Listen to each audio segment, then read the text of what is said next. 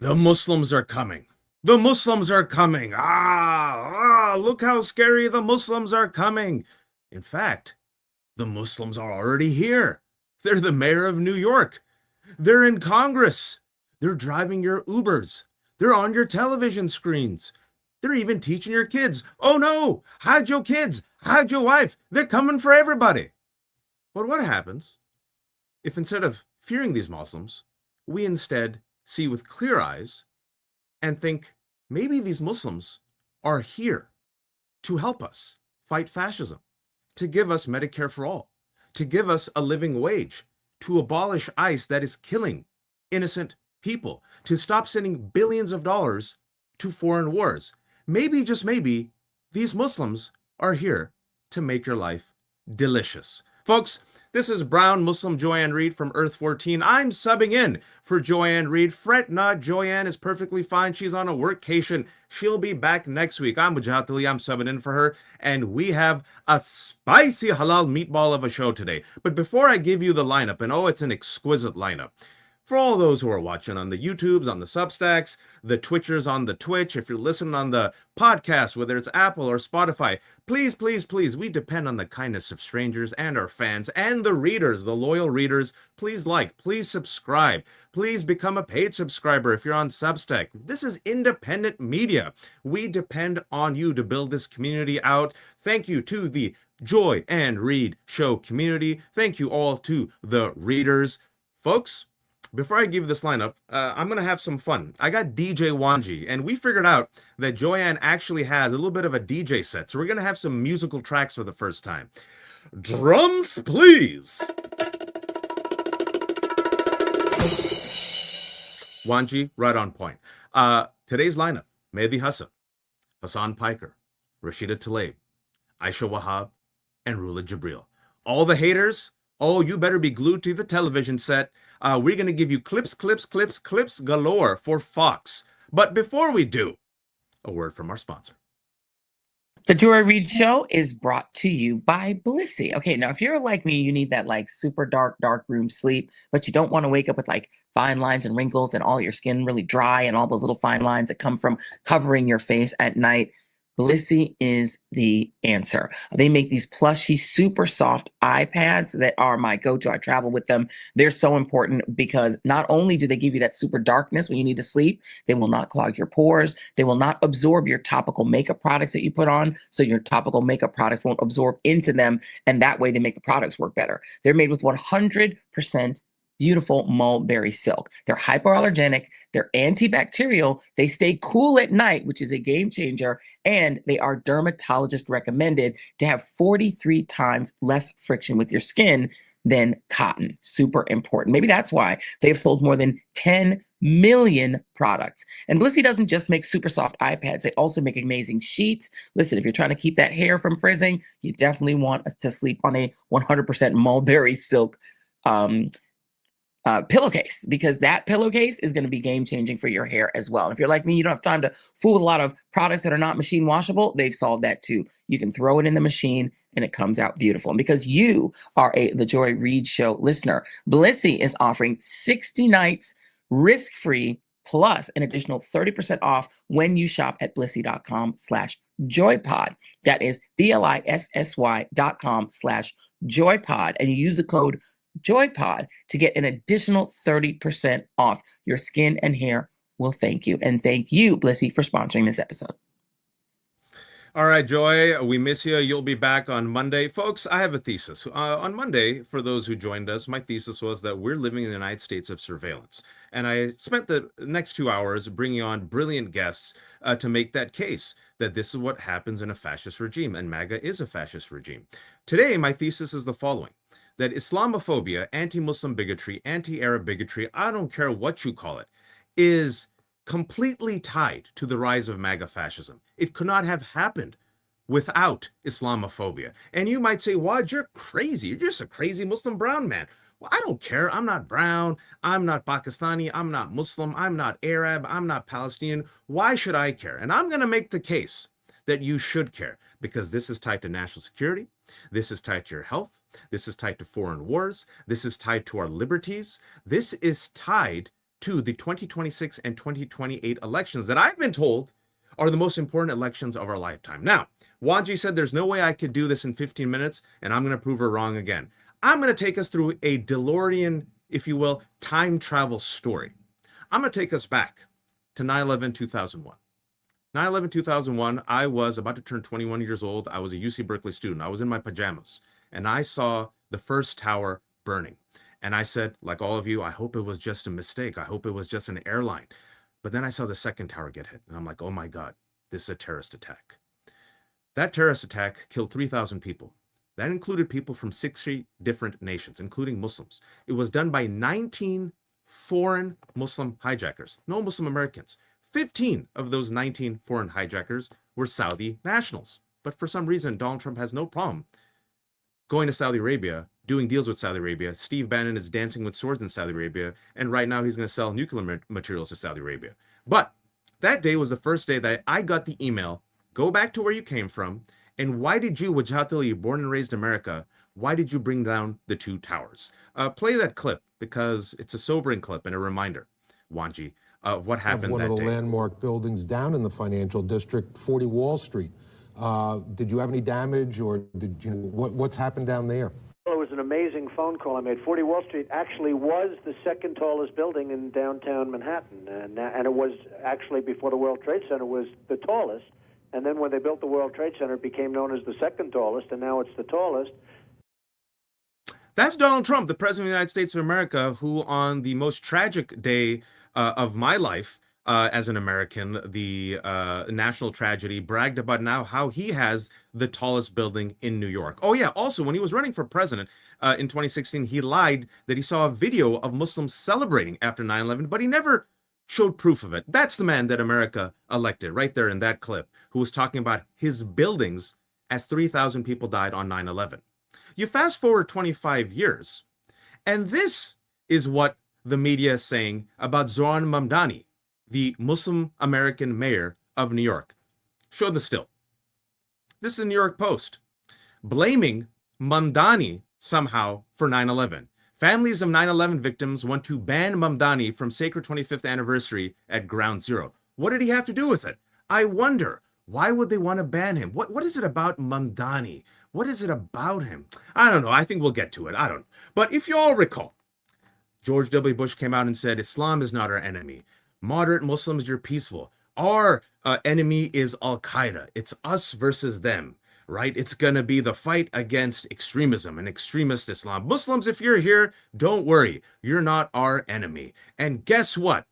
We're going to launch a preemptive war against Iraq and Afghanistan. Preemptive strike. Does that sound familiar? Yes. I want to remind you all, 19 foreign hijackers, 15 of them from Saudi Arabia, no Iraqis, no Afghanistan. Based upon bullshit about weapons of mass destruction that were never found, George W. Bush led us into an unwinnable war in Iraq and Afghanistan. And much like Donald Trump bragged that, hey, this will be easy, this will be a cakewalk. The Muslim world, whatever that is, will welcome us with garlands of flowers. Don't you worry. In fact, he even cosplayed as Maverick from Top Gun. And if you don't remember, I brought the receipt. He even flew and said, mission accomplished. Wanji, show him the proof. That's May 1st, 2003. Mission accomplished. Except it wasn't accomplished. The war was a failure. If you don't believe me, here's a recent news item. They crushed Taliban. They crushed the extremists, right? Show me what's happening in Afghanistan right now, Wanji. Oh, look, Taliban rulers and other officials gathered at Afghanistan's traditional Loyal Jirga Assembly Hall on Saturday to celebrate the 5th anniversary of their return to power.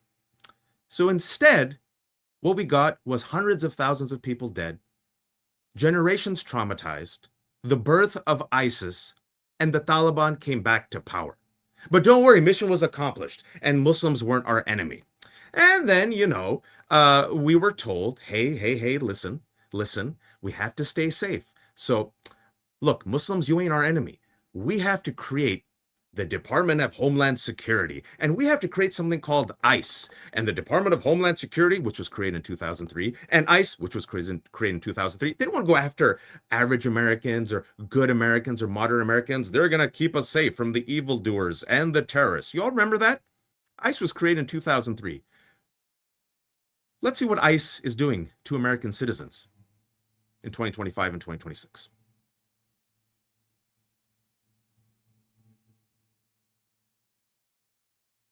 That's an American citizen, a white mother, Renee Nicole Good, who was caught on camera, shot to death by ICE officer Jonathan Ross. Jonathan Ross is still working for ICE. ICE has killed Renee Nicole Good, white woman, Alex Preddy, white man, Keith Porter, black man. They've killed so many people, even people in their custody. I thought ICE was supposed to keep us safe. I'm so silly. It's so, mistakes happen. We also created the Patriot Act. And you had Democrats and Republicans support the Patriot Act, just like you have Democrats and Republicans supporting ICE, even to this day. The Patriot Act, folks, if you forgot, in 2001, expanded federal government surveillance powers by allowing law enforcement and intelligence agencies to track communications, collect private records, and conduct secret searches with fewer legal limits. And Americans said, yes, please take away our civil liberties. We would rather feel safe than be free. After all, you're all going to go after the terrorists and those Muslims and Al-Qaeda, right? You're not going to go after us. Yes, we love the Patriot Act, and it was Republicans and Democrats who supported the Patriot Act. Fast forward 25 years, show me A6. Frontier is officially partnering with ICE to surveil on neighborhoods all across America. Don't say we didn't warn you. Palantir. Oh, the company of Peter Thiel and Alex Karp. Alex Karp, the freak who released a techno-fascist manifesto. Oh, Palantir, named after the orbs that were used in Lord of the Rings by the bad guys to surveil. That Palantir that has gone hundreds of millions of dollars of support and funding from our government and foreign governments. Yeah, that Palantir is teaming up with ICE, using all of our data to spy on you. Isn't that awesome? And then also we got A7. Show me A7. It's for you. How do you move forward? Therapy. Lots of therapy. A woman was placed in jail for 13 days and initially charged with 8 felonies after a flock camera flagged her Durango as the hit-and-run vehicle that killed 3 people. I was extremely confused. I kept telling them they had the wrong person, the wrong vehicle. I said, read my EDR, fingerprint me, do anything you need to do. I was not involved in this crash. The officers had enough information at the time to conclude she wasn't involved, yet she still was placed under arrest 6 months after the incident and after she sued the department for holding her car. Her car had 0 damage done to it and was the wrong color. That would be the reason that she eventually would be released. I feel there's really no way of fixing what they did to me. It will always hurt me. My reputation was ruined. I'm still receiving death threats. Flock cameras are coming under so much scrutiny that it's caused the CEO to come out and apologize. No, it's horrible, and I apologize. Hindsight is a brutal tool. Of course, we could have done more earlier, and we listened and we learned. Folks, if you notice, that was not a Muslim woman. That was not an Arab. That was not a Palestinian. That was a regular American, a white woman. And we just found out, it's going viral, that a police officer is using these flock cameras to track his ex-wife. And we also found out that it's being used to track pregnant women. But hey, it's okay because we have to be safe, right? So we need the surveillance, and we need Patriot Act, and we need ICE. We got to go after the scary Muslims. But don't you fear, Barack Hussein Obama is here. He didn't vote for that war in Iraq. Everything will be fine in 2008. Those days are behind us, except, of course, they used Islam as a smear against Barack Obama. He is not a Muslim, but to this day, some people think he's a Muslim, and because they think he's a Muslim, they think he's somehow un-American. If you don't believe me, check out this photo from back in the day. Remember that? Obama a Muslim rumor. A sign of how deeply falsehoods are now going mainstream. And who was the guy who promoted the birther conspiracy that tied into this racism and Islamophobia and had our first black president, so humiliating, present to the world a birth certificate? Who was the guy who was a cheerleader of that? Donald Trump. But don't you worry, that was the past. That's gone. Give me A9. Oh, look, Andrew Cuomo. Use this photo altered photo of Zoran Mamdani for his donors. And Mamdani said, Andrew Cuomo is so afraid he'll lose, so his donors want you to fear me. His super PAC just sent out a mailer that artificially lengthened and darkened my beard. This is blatant Islamophobia, the kind of racism that explains why MAGA billionaires support his campaign. That's a really strong beard game, Mamdani. And I want you all to remember that Bill Clinton and Clyburn and the Democratic establishment went all in for Cuomo against Mamdani. But listen, folks, you know, we have to protect ourselves from these scary Muslims. I'm a moderate Muslim. Mamdani is a cool Muslim, but it's these scary Muslims, who want to implement Sharia laws taking over. That's why we have the anti-Sharia caucus in Congress now with Republicans, and we're having laws to ban Sharia, even though Sharia is nowhere to be seen. It's like having the anti-Bigfoot laws. If you don't believe me, check this out. This is a tweet from Erica Kirk, Charlie Kirk's widow. We must stop the Islamification of America and protect the next generation. Islamification is not compatible with America or with the United States Constitution. Interesting. Charlie Kirk, her husband, who was killed, not by a Muslim, the suspect is Tyler Robinson, a white man, said that he doesn't believe in the separation of church and state. So Muslims, who are 1.5% of the population, are going to implement Sharia law. Interesting. Let's see what Christians, specifically MAGA Christians, are doing right now. Give me A11.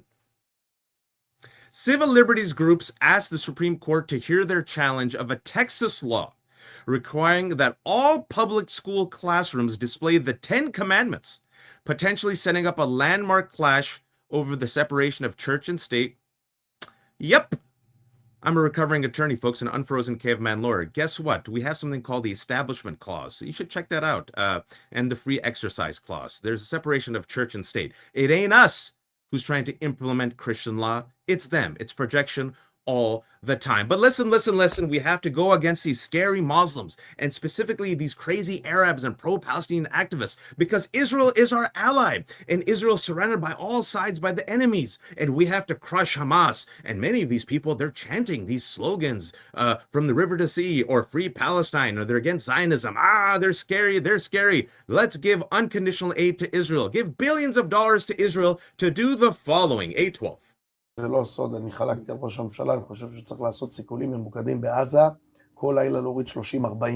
לא רק אלה שמסכנים אותך באותו רגע. אין, יש שם אנשים שהם לא בני חיים, הם לא צריכים לחיות, הם לא אנשים, גם אני נותן להם מחמאה שאני קורא להם אנשים. ואני חושב שאנחנו צריכים להשתקם, א', בטיפול, בעזרה, בחיבוק של עם ישראל, אבל גם בלהילחם באויבים האלה. אני בדמיוני רואה את כל עזה שלנו, יישובים, לא רק בגוש קטיף, בכל עזה, לעודד הגירה כמה שיותר, לשלוח אותם בארצותיהם, מסכנים אותך באותו רגע. That's the National Security Minister of Israel, Ben Gvir, who said that we need to kill about 30 to 40 Palestinians in Gaza a day. That's what your taxpayer dollars are funding. But folks, you know what? Maybe I haven't convinced you. We got to go after them terrorists.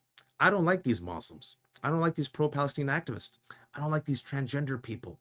I don't like these undocumented immigrants. I don't like these Venezuelans. I don't like these El Salvadorans. So you know what? We have to be safe. And guess what? I'm not a terrorist. I've done nothing wrong. I have nothing to hide. So the Trump administration will never, ever go after me. Give me A13. Trump is asking for Congress for the biggest counterterrorism budget in years to implement National Security Presidential Memo 7. The National Security Directive that Ken Klippenstein found out in September, targeting anti-Americanism, anti-Christianity, and anti-capitalism as markers of radical left-wing terrorism. And if you don't believe me, just listen to Stephen Miller. A directive, in our parlance, it's called a National Security Presidential Memorandum, or NSPM. NSPM 7 to be exact, that directs for the first time in American history all of our law enforcement and intelligence agencies to work together to disrupt, identify, defund, debank, arrest, and prosecute these political terrorists that are operating in our country. Political terrorists like Renee Nicole Good. Folks, I hope I proved my case, but if I didn't, we have an all-star lineup. I'm telling you, the Muslims are here to help us defeat fascism. And before I bring in our first guest, I want to give a shout out to one Muslim in particular so we can remember him. On that fateful day of 9/11, when 19 foreign Muslim hijackers brought down the two towers that killed 3,000 people, there was a young Muslim American man, Muhammad Salman Hamdani, a first responder. As people were running out, he ran in to save lives. He died that day. Even in death, as a hero, it didn't stop the right wing from smearing him as a terrorist. Folks, my first guest, Mehdi Hasan, the founder of Zateo, the man who single-handedly saved Islam on YouTube in an Oxford debate. Give me the sound effect. I need the sound effect. Wanji, hit it. I feel like Bruce Lee. That's for you, Mehdi. All right, before we get into it, I got to ask you about this guy. We're talking about Islamophobes. A man was the primaries yesterday. He won. He beat another flaming freak, Dan Blazerian. I'm, of course, talking about Randy Fine. Yes. Randy Fine is a congressman from Florida. Randy Fine was endorsed by Donald Trump. This is just a sampling of some of the stuff that Randy Fine has said, Mehdi. Wanji, show me one of his tweets. Jihadi Mamdani does not belong as mayor of New York City. He needs to be denaturalized and sent back to Uganda. I've had enough of this garbage. That was his latest one. And Republicans said, we're all in with you. Show me the other one he did. Wanji. If they force us to choose, the choice between dogs and Muslims is not a difficult one. He also said, Mehdi, that mainstream Muslims like you and me should be, quote unquote, destroyed. How come this is not bigger news? How come he's not censured? How come this is not on the news 24/7? How come they haven't asked Republicans to condemn him like they've asked Democrats to condemn, Hasan Piker and others? Make this make sense to me, Mehdi. You can't make sense of it unless you start from the premise, which is true, that Islamophobia is mainstreamed in the US. Unless you start from the premise that before you even get to Islamophobia, that we have a media that gives the right a pass while holding the left to absurd standards. Even the recent craziness, shall we say, over Natalie Harp, the assistant to the president who runs after him and jumps into trunks of cars to be near him and sleeps in locker rooms and sends him notes that concern the Secret Service. Even that story, there's a sense of, well, Donald Trump is allowed to attack other people, their relationships, women, but no one else should attack him, right? There's a built-in sense that the right are allowed to do this. But if liberals do it, if John Ossoff does it, that's very bad. So before we even get to Muslims Islamophobia, we take a bigger picture at the media coverage, which you and I have discussed many times, which is Republicans are graded on a curve. They get a pass for things that Democrats would never get. And this is one of them, right? Just a very active association, right? Guilt by association is only ever a thing done to Muslims, to leftists, never done to Republicans or conservatives or anyone else. So yes, we should be asking the question of why is it Donald Trump endorsed Randy Fine? Why is that not a bigger story that the president of the United States endorsed a flaming, open, racist bigot? Not a story. Why is it not a also Max Miller, after allegations of child abuse and spousal abuse, he endorsed him. Not a major story. Nancy Mace from last week, you saw that tweet where she said Muslims in public office, which I think includes zero condemnation Dr. Oz from any or Republican. Horse. Yeah, zero condemnation from any Republican. And then, of course, as you and I have complained publicly, the Democrats, many of the leadership of the Democratic Party don't say very much either. It's not like they pile on. And that's another reason for the asymmetry, right? I know a lot of people watching this show, watching Joy's show, they're not fans of mainstream media for obvious reasons. But there's a limit to how much you can criticize the mainstream media. The mainstream media is worthy of much criticism, but not in a vacuum. The media looks for cues from political leaders. The media doesn't, journalists don't just come and wake up in the morning and what about this, that. They look and see who's saying what, where. And if Democratic leaders are quiet about what Donald Trump is doing, about what Randy Fine is doing, about what Mike Johnson's doing, about what Nancy Mace is doing, then it won't be a bigger story. The media won't feel the need to cover it. Whereas if Hakeem Jeffries and Catherine Clark and Pete Aguilar and Chuck Schumer and all of the Democratic leadership in the House, if they were to go to town in the way the Republicans are so good at going to town on Democrats, if they were to say, Nancy Mace, all we're going to talk about for the next 24 hours is the Republicans are protecting this bigot, or Randy Fine, then it would be a bigger story. Then the media would be forced to pay attention because we have a two-party system. Well, Mehdi, you mentioned Hakeem Jeffries, and he did respond, and I wish he didn't. Show me the still. I got this for you. Yes. The hateful campaign being run by Daniel Blazerian, who, folks, was running against Randy Fine. He lost yesterday. It was truly hateful, truly anti-Semitic. is blatantly anti-Semitic and shocks the conscience. People of goodwill, regardless of political affiliation, must reject his vile attacks on the Jewish community. This cannot and will not stand. Again, he was up against Randy Fine. Yes. I just showed you all a few of the tweets that Randy Fine did. What's missing here, Mehdi? So Hakeem Jeffries does not condemn Randy Fine, obviously. He should condemn Dan Bilzerian. Dan Bilzerian ran a very anti-Semitic campaign. You can't run ads praising Hitler. That's insane in 2020. But that's the Republican Party.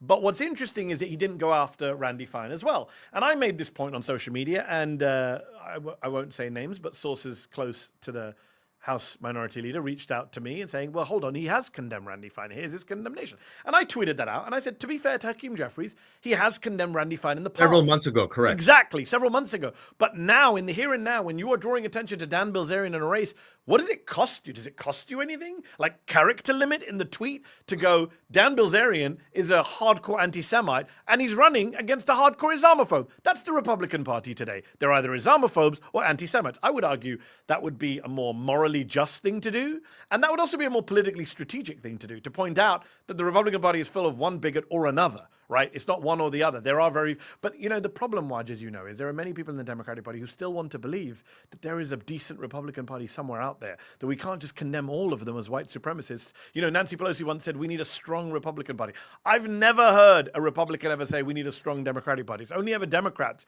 who say this bullshit. No, we don't. We need a weak, neutered, marginalized, fringe Republican Party. Because they are a threat to democracy and a threat to minorities like Muslims. I'll take it a step further. I'm perfectly fine with legally and peacefully crushing the modern GOP because it's a pro-death fascist movement. I don't need this party that is causing trillions of dollars of debt, that is engaging in an unwinnable war. I mean, it's a tragedy we have a two-party system, which means you need an opposition party, which means, you know, I don't want a one-party state. No one wants to live in a one-party state. But we are stuck with two parties, one of which is now, you know, I saw the results. I think Bilzerian got 20% of the vote, and someone pointed out. So, I mean, that's scary. But by the way, that's the Republican Party, right? The Republican Party today, 20% Nazi, 80% Nazi adjacent. That is the Republican Party, summed up in that one House primary result. And isn't it interesting that Republicans have the nerve to say, oh, we dealt with our anti-Semitism problem. Ted Cruz was tweeting, we dealt with our anti-Semitism. Yeah, 1 in 5 of your primary voters voted for a guy echoing Hitler. There's no comparison to that on the Democratic side. The Democratic Party has a lot of problems. And by the way, liberals can be racist too. Liberals can be anti-Muslim, anti-Semitic, all of those things.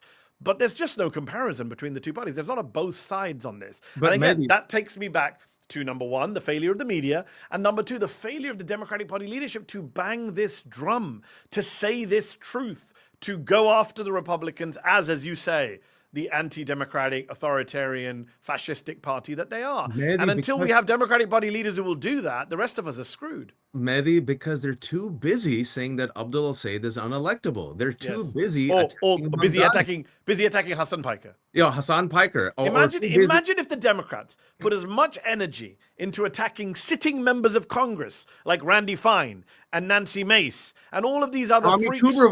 Tommy Tuberville, who called Zoran Mamdani and Abdul al-Sayed terrorists, right? Because they're the worst smear of all. Imagine if you put that much energy. I mean, I'd love to do a survey right now you could go right now, people watching, I'm sure while you watch this YouTube show, pull up Twitter. You can do it, the search function. Search how many times prominent House Democrats have attacked Hasan Piker versus how many times they've attacked Tommy Tuberville, Randy Fine, Nancy Mace, Andy Ogles, by the way, lost his primary, another Islamophobe. Just this week. Do what Mehdi's saying and just go this week. Take the DeLorean just this week, it's Wednesday, and you will realize that we're not lying. Trust the evidence of your eyes and ears, folks. Again, this is not just about Muslims. So a lot of people watching this show, you know, Waj, you're a Muslim, I'm a Muslim. People might tune in and go, this isn't for me. This is some Muslim discussion.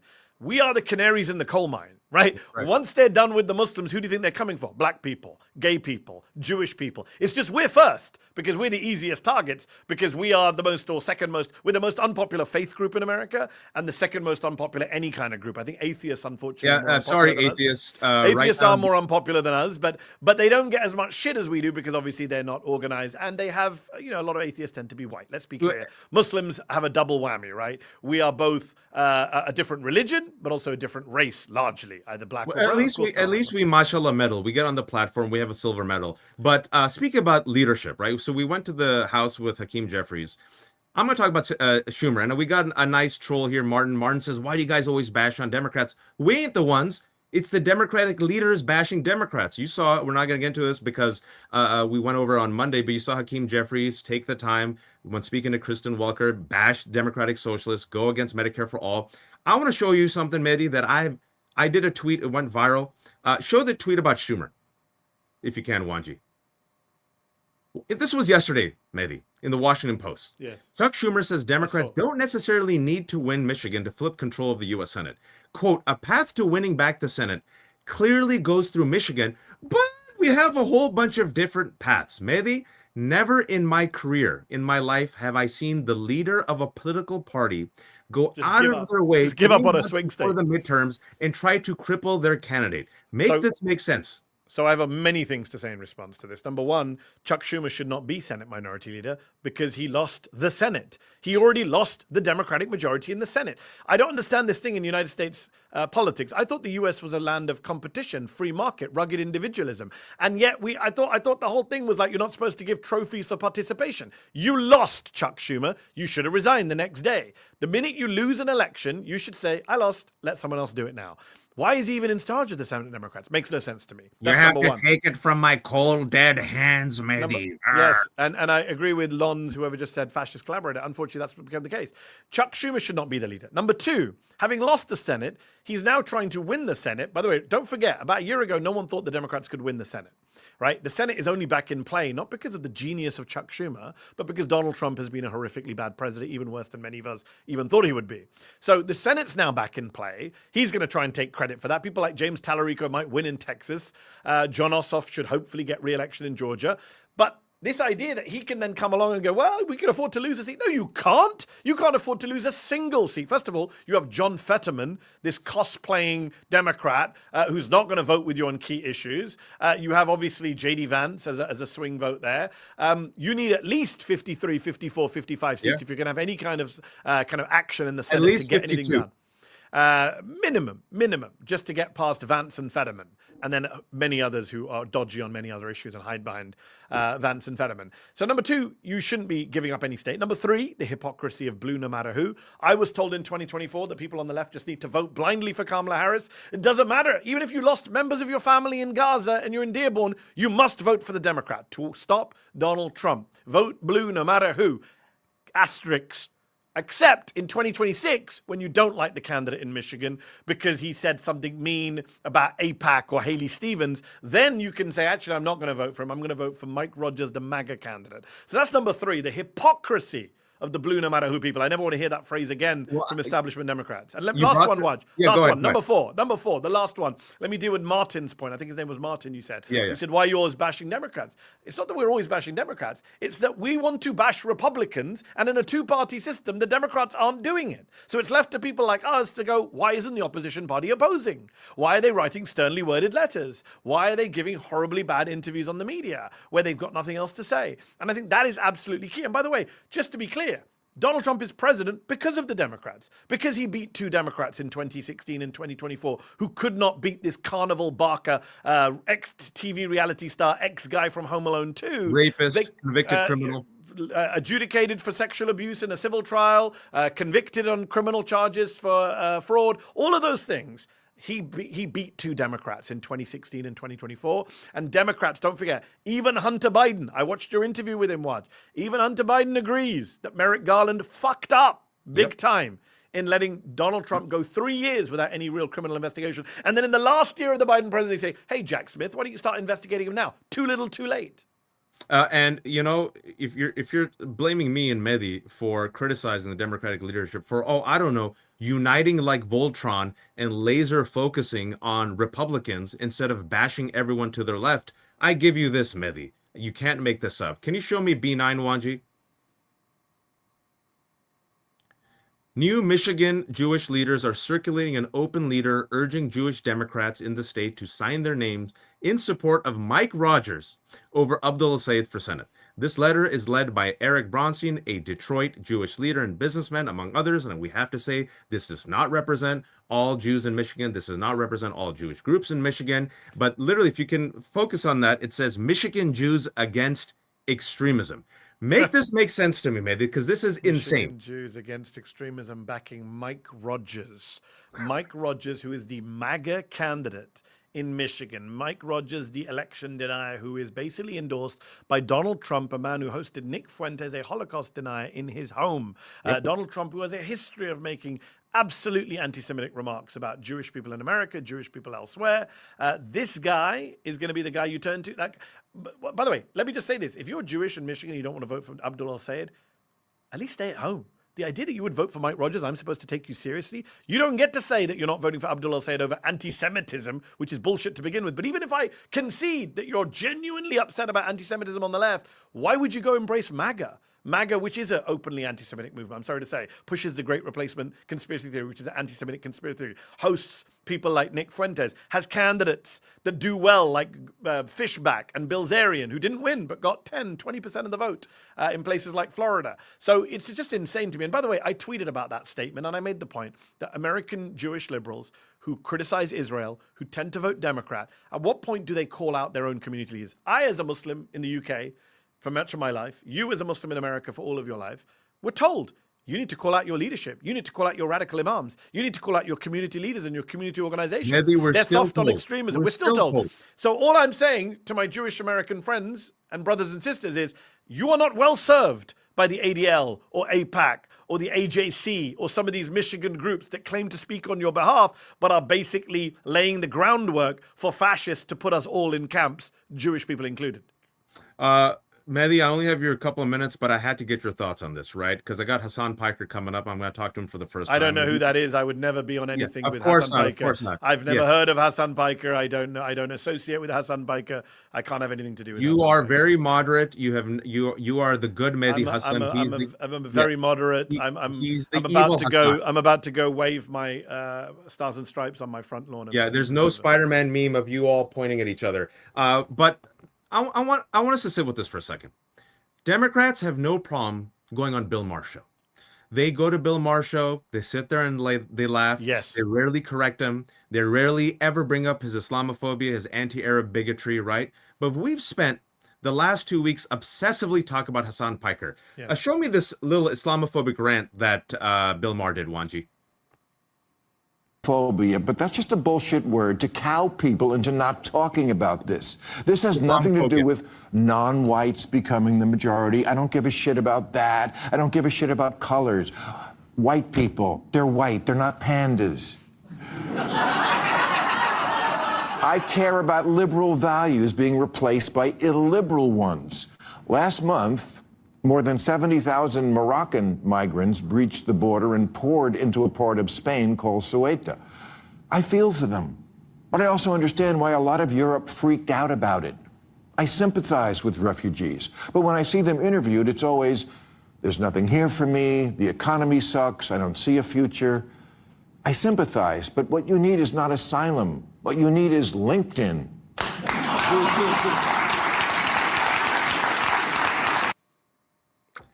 That was him talking about Islamophobia, and this is the same Bill Maher, by the way, folks, who is gung-ho supporter of Israel and Israel's genocide and occupation. This is the same Bill Maher. When he was talking to Charlie Rose several years ago, Charlie Rose brought up, the fact that you make all these comments against Islam, not just extremist Muslim, but Islam. Will you ever talk to a moderate Muslim? I don't know if you remember that clip where Bill Maher said, well, find me a moderate Muslim and I'll talk to him. This Bill Maher is beloved by the centrists. I see Democrats go on his show all the time. I've never seen them ever condemn him to his face, much Not like... just condemn him, never have they been asked, why do you associate with Bill Maher, this rabidly anti-Muslim? Because Islamophobia is normal. And if you don't care about Islamophobia, fine. What about his misogyny? What about his use of the N-word? We can go down the line of stuff Bill Maher said much, much worse things than Hasan Piker. And by the way, you and I are old enough to remember, for your younger audience, after 9/11... Bill Maher praised the bravery of the 9/11 hijackers. He lost his show on, I think, ABC. Was it ABC? Politically Incorrect. That was it. Was it on ABC? Yep. I can't remember what network it was on. He lost his show in 2001 for saying, whatever you think about the 9/11 hijackers, they weren't cowards, they were brave people. That's right. That guy never gets asked about any of that stuff. Whereas Hasan Piker says America deserved 9/11, referring to foreign policy blowback, apologizes, withdrawn the remark 6 years ago, still thrown in his face. Meanwhile, as you say, Raphael Warnock, John Fetterman, James Tallarico, we go down the list of prominent Democrats who've been on the show just this year. And no one asked them, are you going to boycott Bill Maher? Are you not going to be seen with Bill Maher? And by the way, one last thing on Bill Maher. It really annoys me when people say, he says stuff like, I'm not against brown people. I'm not racist. I'm against the ideas. I'm against the ideology. All bullshit, by the way. Bill Maher is on record saying, why do they come here bringing their desert stuff with them? Yep. He's on the record saying that. That is not a critique of Islamic ideology or the Islamic position on women's rights. That is a criticism of brown people from the Arabian desert or African desert, right? That is racism, what we would call racism. So please don't buy this bullshit that his Islamophobia is not a brand of racism. It is a form of racism. Folks, we're just bringing the receipts, and we ask you to trust the evidence of your eyes and ears. I want to ask you a final question, Mehdi, before you go, because you're a Brit, and now you're an American citizen. And this Islamophobia is part of a transnational campaign used by hate mongers and techno-fascists, people who are against the liberal democratic project. There's Elon Musk, who is the wealthiest man on earth, who gave about $300 million to Donald Trump, who took over Twitter. And he's a man who is funneling, if you will, anti-Muslim memes and neo-Nazi propaganda that then is used to incite riots in the UK. I want to see this clip real quick and get your response. Anti-Muslim? I'm against having if people are coming to a country with antithetical views. I am against that. I'm against that. You know, I'm against I'm against rape and murder. I'm against the imposition of rules and laws that are contrary to what we've come to accept in the West. Real quick, we got it. So that's him responding to, you know, whether or not he hates Muslims. I just want people to know that his father is accused of raping his kids. The New York Times did a piece that Elon Musk's own father allegedly raped his stepbrother and stepsister. We got Hasan Piker waiting, but I don't think people are paying attention to this. So let me just say, well, this is important. I'm glad I can end by saying the same thing I said at the top. I wrote a big piece about that Elon Musk interview, The Economist. It was a horrific interview. 3 things worth noting. Number 1, easiest of questions, like the slam dunk. Are you anti-Muslim? All he has to say is, no, of course I'm not anti-Muslim. I'm against extremism. I'm against terrorism. I'm against Sharia law. He could have done whatever talking point he wanted to. He's so racist, he couldn't even bring himself to go, of course I'm not anti-Muslim. He goes, I'm against antithetical values. I'm against rape and murder, as if that's what Muslims do. Imagine somebody asks you, are you anti-Semitic? And you go, well, I'm against murderers and rapists. So it's a fundamentally racist answer. You can take the boy out of apartheid South Africa. Can you take apartheid South Africa out of the boy? Right? So that leads me to number 2. He says, I think people shouldn't have antithetical values. That's you, Elon Musk. You are the un-American guy. You are the anti-American guy. You are the guy backing a party that's full of election deniers and white supremacists. You're the one trying to wreck our constitution. That's number 2. And lastly, number 3, I said, Muslims are the canaries in the coal mine. Elon Musk has spent the last 2 years attacking Muslims really loudly, but not just Muslims. We're the easiest target. We're the low-hanging fruit. But who did he attack today? What did he say today on Twitter? He said, free Derek Chauvin. Elon Musk is now a George Floyd homicide denier. He says he was not murdered. Derek Chauvin did not murder him, and he should be released. This is a far-right white supremacist conspiracy theory. We all know what the medical examiner's report say. We all know what a jury of 12 people found. Derek Chauvin is in prison for murder, and Elon Musk is championing the white police officer who murdered a black man. Like I said, we're the canaries in the coal mine. They come for us first, but it's everyone else after. Mehdi, fantastic work. Where can people find you real quick? They can find me, wrong hand, Zeteo, zeteo.com, zeteo.com. That's our media company. That's how we're covering the news. Do support independent journalism, support Joy, support us, support Waj at the left hook, because the mainstream media has failed. Mehdi, we're going to bring in the scary Hasan now. The moderate Mehdi Hasan is leaving. Assalamu alaikum, moderate Mehdi. Give me the gong for the scariest man on earth. This is the person that the Democratic establishment is terrified of. We're finally meeting face to face digitally. Hasan Piker, the progressive Twitch streamer who works out. And my God, Hasan, you are terrifying me. Your beard, your glasses. I mean, I feel like I have to become a communist automatically. You are so terrifying, Hasan, that yesterday, Jared Moskowitz, who beat Oliver Larkin, who's very talented and will have a very bright future in politics. Jared Moskowitz, Hasan, when he won, and Jared Moskowitz is a Democrat, as he says, a Ron DeSantis Democrat. Hasan, Jared Moskowitz, instead of saying, oh, thank you to my supporters, instead of saying thank you to my family, his first tweet, and I double-checked this, Hasan. I'm like, this can't be his first tweet upon learning he won the primary. Folks, this is the first tweet that Democrat Jared Moskowitz did. Wanji, show me. My condolences to Hasan the Hun. That's your Twitter handle. And also, Hasan, I don't know if you saw earlier today, Jared Moskowitz, the Democrat, said, you know, my fellow Democratic Socialist colleagues, I don't know if some of them should get security clearance. Hasan, your response to Jared Moskowitz. When Politico approached me and informed me about some of the other things that he had said about how he's going to go on Abby Phillip tonight, and this is most likely his line of attack. He's going to use his moment in the spotlight to not only attack myself, but also the Democratic Socialists of America broadly. I couldn't believe it. I just, I said, I think he might have some kind of mental illness, because this is insane. Like, you're a congressional representative. And you have a very tough race ahead of you in this district that was redrawn specifically to be more favorable to the Republican opposition. And instead of worrying about that, you're using your moment in the spotlight to attack a prominent critic of Israel who, of course, wanted someone who's more responsive to the needs of the base for the Democrats to be elected into that seat, instead of someone who was on the Doge Caucus, as a matter of fact, one of the most right-wing Democrats in the country. So, I guess I am a permanent fixture in the minds of many pro-Israel Democrats, and certainly the entire Republican Party nowadays.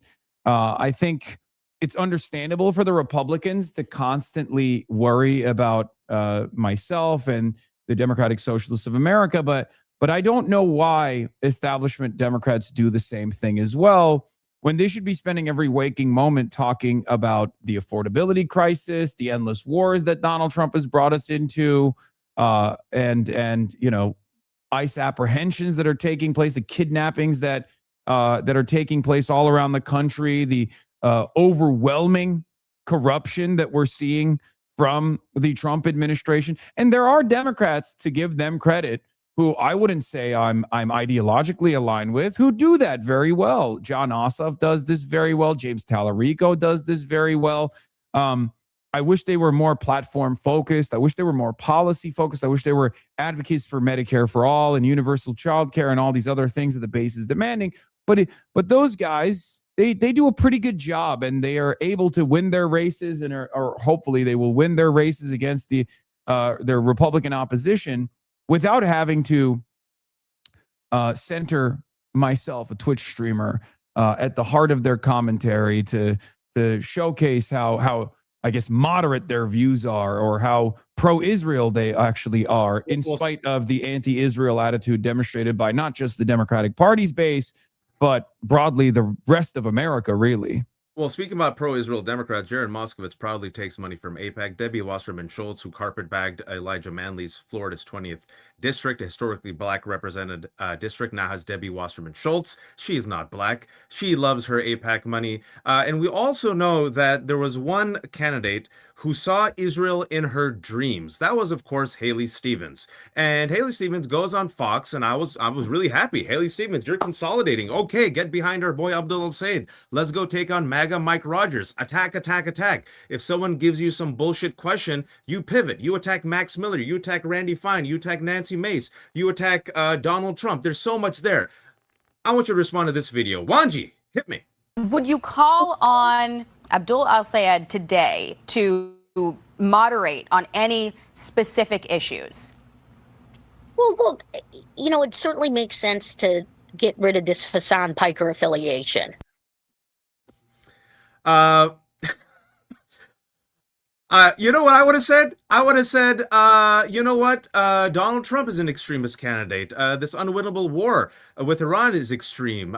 Him taking $900 million for this ballroom is extreme. The fact that our sailors are threatening to jump off the USS Lincoln is extreme. The fact that MAGA has voted to cut $1 trillion from Medicaid for permanent tax cuts for billionaires is extreme. The fact that Donald Trump ate with Nick Fuentes, a white nationalist who loves Nazis and has refused to condemn him, that's extreme. She didn't say that. She was consolidating and helping the Democrats by attacking you. Hasan Piker, what's your response? What gives? That's my response. That's how I feel every time I see my girl Haley. I love Haley Stevens. I'm a Haley Stevens truther. I'm ride or die for Haley. I think if we're being sincere, I think the reality of the matter is, there are talking points that AIPAC pays for, and I think this is one of them. There might be one or maybe a couple very wealthy donors who have decided that I am, public enemy number one. They want to defang a prominent anti-Zionist media platform because they have falsely created this reality that they're terrified of, where I'm some sort of kingmaker, or I'm a media platform that is like responsible for why so many people are anti-Israel now. That's not the case. You are very tall and you have muscles, Hasan. So yes. Yeah, sure. But the reality of the matter is, like, Israel is responsible for all of the enmity that Israel is now receiving. And I think a lot of donors have basically deluded themselves into thinking that I'm somehow responsible. And this is precisely the reason why they haven't given up. They have to consolidate support behind Abdul, but they still haven't given up on the idea that, like, I'm this dangerous radical. And they're still going to present this as an electability argument. It is what it is.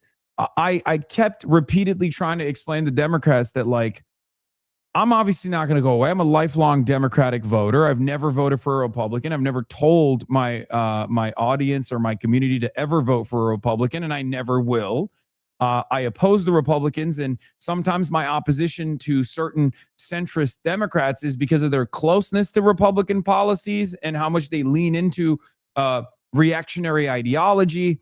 One of the things that I routinely brought up about Kamala Harris, like one of my major criticisms beyond her unconditional continuation of Israel's genocide of Palestinians, was the fact that she was reluctant to release the dead weight of the Biden campaign, right? But the Biden presidency, and on top of that, how much they leaned into right-wing framing around immigration.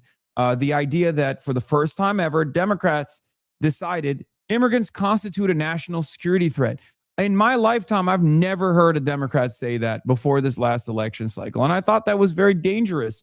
I thought that was electoral poison, because you were basically admitting falsely, ironically enough, that there was this major problem with undocumented migrants doing crimes when the data shows the exact opposite reality. And then you were basically teaching your base, a base of Democrats and independents, that the Republicans were right, that the Republicans are correct on this issue of the migrant crisis. So, of course, a lot of people were either going to stay at home because they felt frustrated, or they were going to go and vote for the Republicans.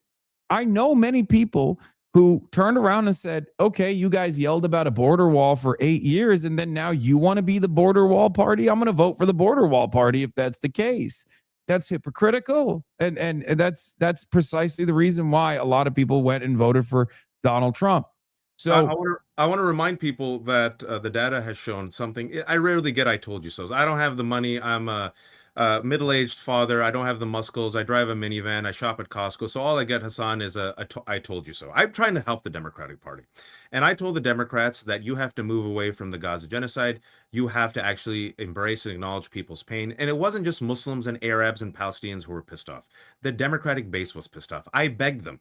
So did you. So did others. At least have one pro-Palestinian speaker. The bar is so low, it's in hell. Just bring one pro-Palestinian speaker or one Palestinian speaker to share the the stage with Rose Goldberg Poland, the Jewish mother whose son was held hostage and later we find out unfortunately killed. She gave a beautiful speech, folks. Everyone applauded. You have the Jewish mom there, then you bring a Palestinian mom, you have them hold hands. Wonderful. They didn't even bring one single Palestinian speaker, but they had no problem bringing on Never Trump Republicans, and Kamala Harris had no problem campaigning at least twice with Liz Cheney, who was the #3 Republican who voted with Donald Trump 92% of the time. But until her skin literally was at risk of being killed on January 6th, that's what caused her to say, okay, that's too much. I say all this because I see the double standards and I keep the receipts, Hasan. This is the first time you and I are talking. A couple of months ago, I called it.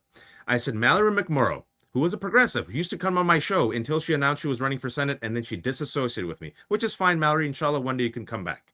Mallory realized, okay, I'm running in between Haley, I see Israel in my dream, Stevens, and this scary Muslim, Abdul Said. So I'll be Timu centrist and Timu liberal.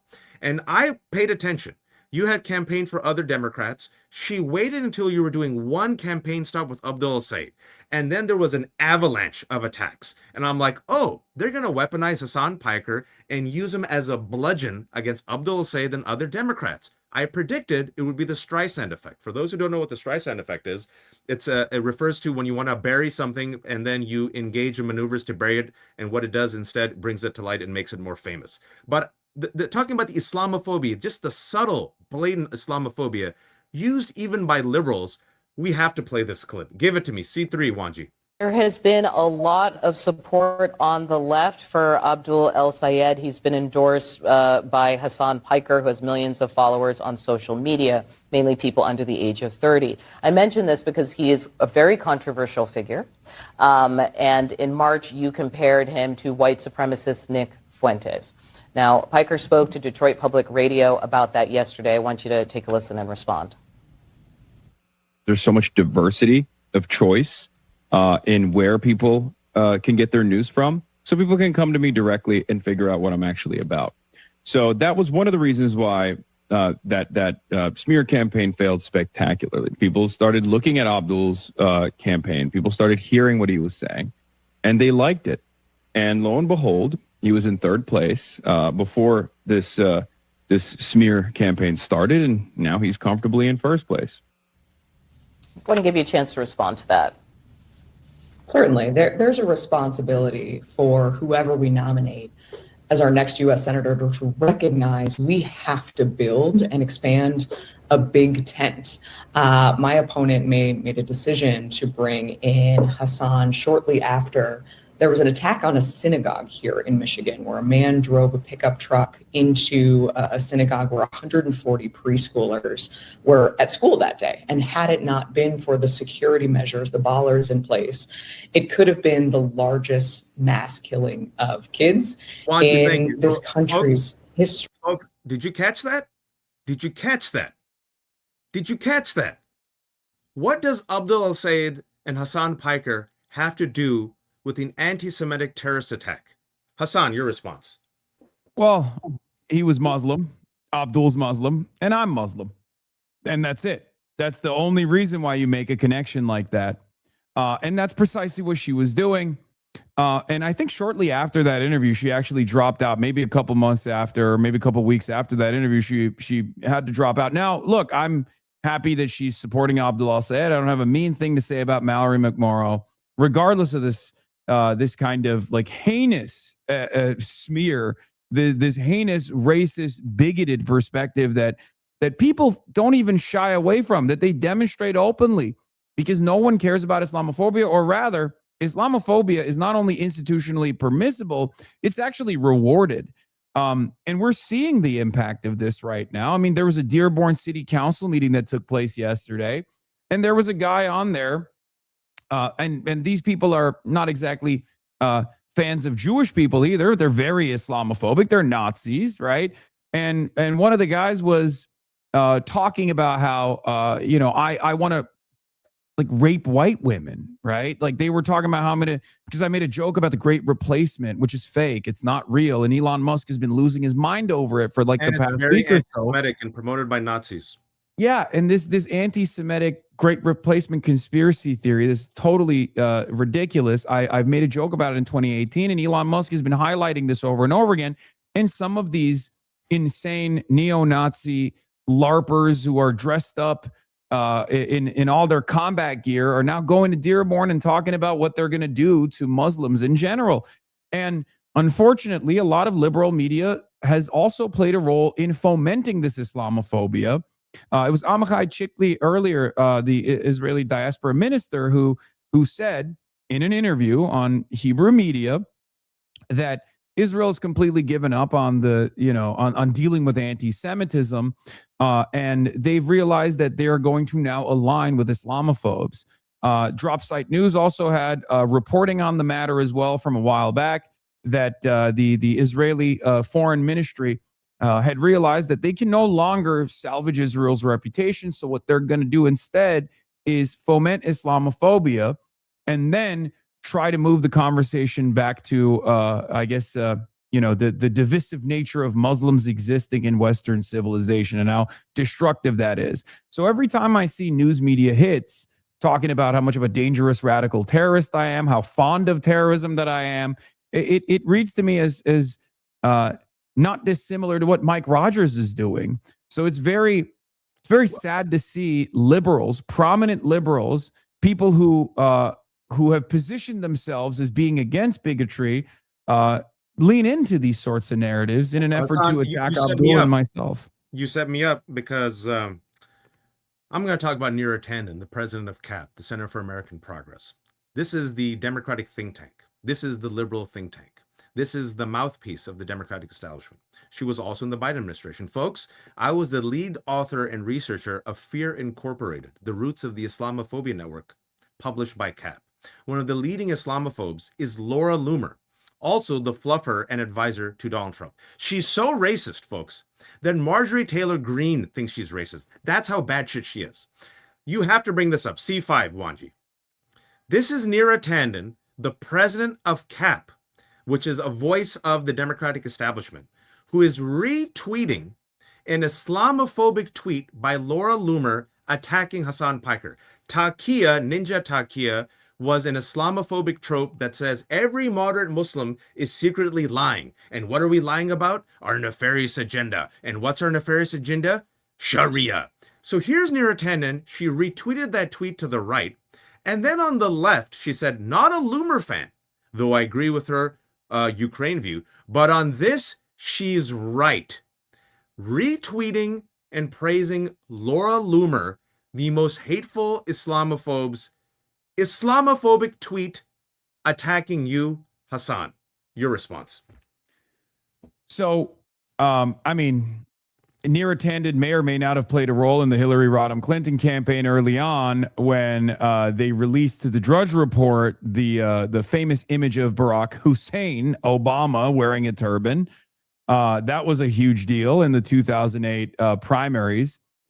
She was a part of that campaign, and that campaign may or may not have released this information to Drudge Report, right, as a part of their opposition research. So she's been doing this kind of stuff for a very long time. She's an absolute mercenary, right? And a little bit of a mess. But look, I expect this. I do. It's just not anything that we can do. There's not really anything that we can do about it. I'm sorry. It's just the reality. This is a battle for the soul of this country, but also a little bit of a battle to restore some semblance of democracy back to the Democratic Party. And there are a lot of people who are in positions of power who are trying to maintain their position of power and their pro-corporate posture by any means necessary. And yes, that absolutely includes not so subtly or subtly leaning into Islamophobic lines of attack against Abdul al-Sayed or prominent figures in the media that are critical of Israel. And that's precisely what Neera Tanden is doing because she's a mercenary. She doesn't have any values that she cares about beyond the fact that she just wants to continue defending her comfortable sinecure. Hasan, I know you got to go, and I have a lot of questions for you. It's the first time you and I are talking, so hopefully you can come back to the Joy Reid Show, and hopefully you can come join the Left Hook. Of course. But But I want to ask you this real quick before you go and we bring on Aisha Wahab. We have an amazing lineup. We got Aisha coming, we got Rula Jebreal coming, we got Rashida Tlaib coming. I'm telling you all, it's the Muslim Avengers coming to save us from the world's worst people. The double standard infuriates me, right? You've said a lot of crazy shit. You've owned it. There's a lot of people who listen to you like, this is too weird and wild for me. You've heard the accusations. And I'm sitting here thinking to myself, I was told by the Democrats, go talk to Joe Rogan's audience. I was told by the Democrats, go on Bill Maher. And I was just on with Mehdi. I don't know if you heard, we brought the receipts about how he has a history of anti-Arab statements, anti-Muslim statements. I brought this receipt. I've kept this in my back pocket. Bring up C4, Wanji. I think I know where you're going to play. This is the great white knight. This is the man who will save us. This is the man that Democrats say can be president. White teeth, white hair, Gavin Newsom, the governor of my home state of California. On his podcast last year, folks, on his podcast, he invited Steve Bannon and Charlie Kirk, where he agreed with Charlie Kirk in saying that, yeah, Democrats were wrong in allowing transgender athletes to participate in female college and youth sports. Real quick, Hasan, I'm going to do a rapid fire with you, and then I want you on the back end. Have you ever promoted the anti-Semitic replacement theory? Absolutely not. I've combated it my whole life. Do you agree that the Civil Rights Act was a horrible mistake? No, absolutely not. I've also defended it and the VRA as well, which has been gutted at this point. Do you believe that separation of church and state is a myth and that this should be a Christian nation? Of course, of course not. I'm secular. Do you believe black people were better off in the 1940s during Jim Crow and segregation? No, I'm a proud supporter of a pluralistic, diverse democracy that the United States of America represents. Everything that I just said right now is what Charlie Kirk has said. Yeah, no, I'm very familiar. I was supposed to debate him before he got assassinated. And I have debated him in the past. Explain to me why every Republican is not asked to condemn Charlie Kirk, who's now made into a prophet, and why it's okay for Gavin Newsom to invite him on his podcast, but apparently you are the great devil that will make the Democrats lose. Well, because he's a Republican, there's a major double standard that we both recognize here. I think that's the most important one, by the way, even before we talk about whiteness, right? He's a white man, but more importantly than that, he's a Republican. And when you're a Republican, you get endless amounts of favorability, endless amounts of charitability. You can say whatever you want. You can do whatever you want. They own patriotism. I mean, Donald Trump said John McCain was not a real war hero because he got captured, and he likes his war heroes not captured. And people didn't really care about that at all. Meanwhile, if I'm even remotely critical of military action in Iran, like blowing up the Manab girls' school in Iran, all of a sudden I'm a dangerous anti-American radical. I'm a terrorist. So yeah, that background certainly plays a major role. And I think last but not least, it's because I'm very critical of Israel. I'm a very prominent critic of Israel. I'm an avowed anti-Zionist. I've combated anti-Semitism my whole life and will continue to do so. But also I believe that Zionism and Judaism are totally different things. I don't think these are inseparable concepts in the way that it's presented by the likes of Nick Fuentes as inseparable concepts and by the likes of Jake Tapper, ironically enough. And that is what really frustrates a lot of people. And that's why there's almost this bipartisan line of attack that I'm receiving over and over again as this scary, dangerous, radical Islamist jihadist. That's what the Republicans say. And then the Democrats will say, well, we got to hand it to these Republicans. I mean, he is definitely far too radical. We should just cut this guy out. I'm a lifelong Democrat. I have a community full of lifelong Democrats and many people who were former Republicans who are now socialists themselves, who are, voting for Democrats all up and down the ballot, all around the country. And I think the real problem is they can't avoid us anymore. We're becoming undeniable. We're becoming an undeniable force in American politics. So in a last act of desperation, I think they're trying to defang at least one element of this independent media by constant bullying and by active demands of deplatforming. It's just not going to work, hopefully. And I'm not going to be intimidated, and I'm going to keep saying the truth no matter what. That's what Charlie Kirk would have wanted. That's why I carry the flame. I got Dr. Aisha Wahab waiting backstage. A very quick last question before I let you go. Are you going to sue Scott Jennings? Yeah, we're working on litigation right now with Scott Jennings. What he did was unacceptable, and I think it's a part of the Republican midterm strategy, as Axios reported, that they are just going to keep clipping me out of context. If it's within the realm of reason, if it's just like negative framing, that's one thing. But completely taking something that I was reading, something that I'm unconditionally in opposition to, something as heinous as like claiming that I want to go back to a time when lynchings were happening and that was good. The fact that was what Scott Jennings and Fox News actually went with without even double checking their sources and leaned into that opposition research is unfathomable. And I think someone has to push back against these lies at some point. Sue away, Hasan. Sue away. Come back anytime. That's Hasan Piker. Thank you, sir. We have Dr. Aisha Wahab waiting. Thank you, Dr. Aisha. I know you're so busy. We got Rula Jebreal coming in, Rashida Tlaib. This is the second hour of this amazing all-star Muslim Avengers lineup. The Muslims are coming. The Muslims are coming. Folks, if you're watching on Substack, please subscribe. If you're watching on YouTube, please like, press the notification button. Please subscribe. If you're listening on the podcasts, please subscribe. If you're twitching on Twitch, please keep twitching. We're going to be back with Aisha Wahab, Rula Jebreal, and Rashida Tlaib. But first, quick message from our sponsor. Joy Reid Show is brought to you by our friends at GU Skincare. Okay, so fam, let us talk skincare.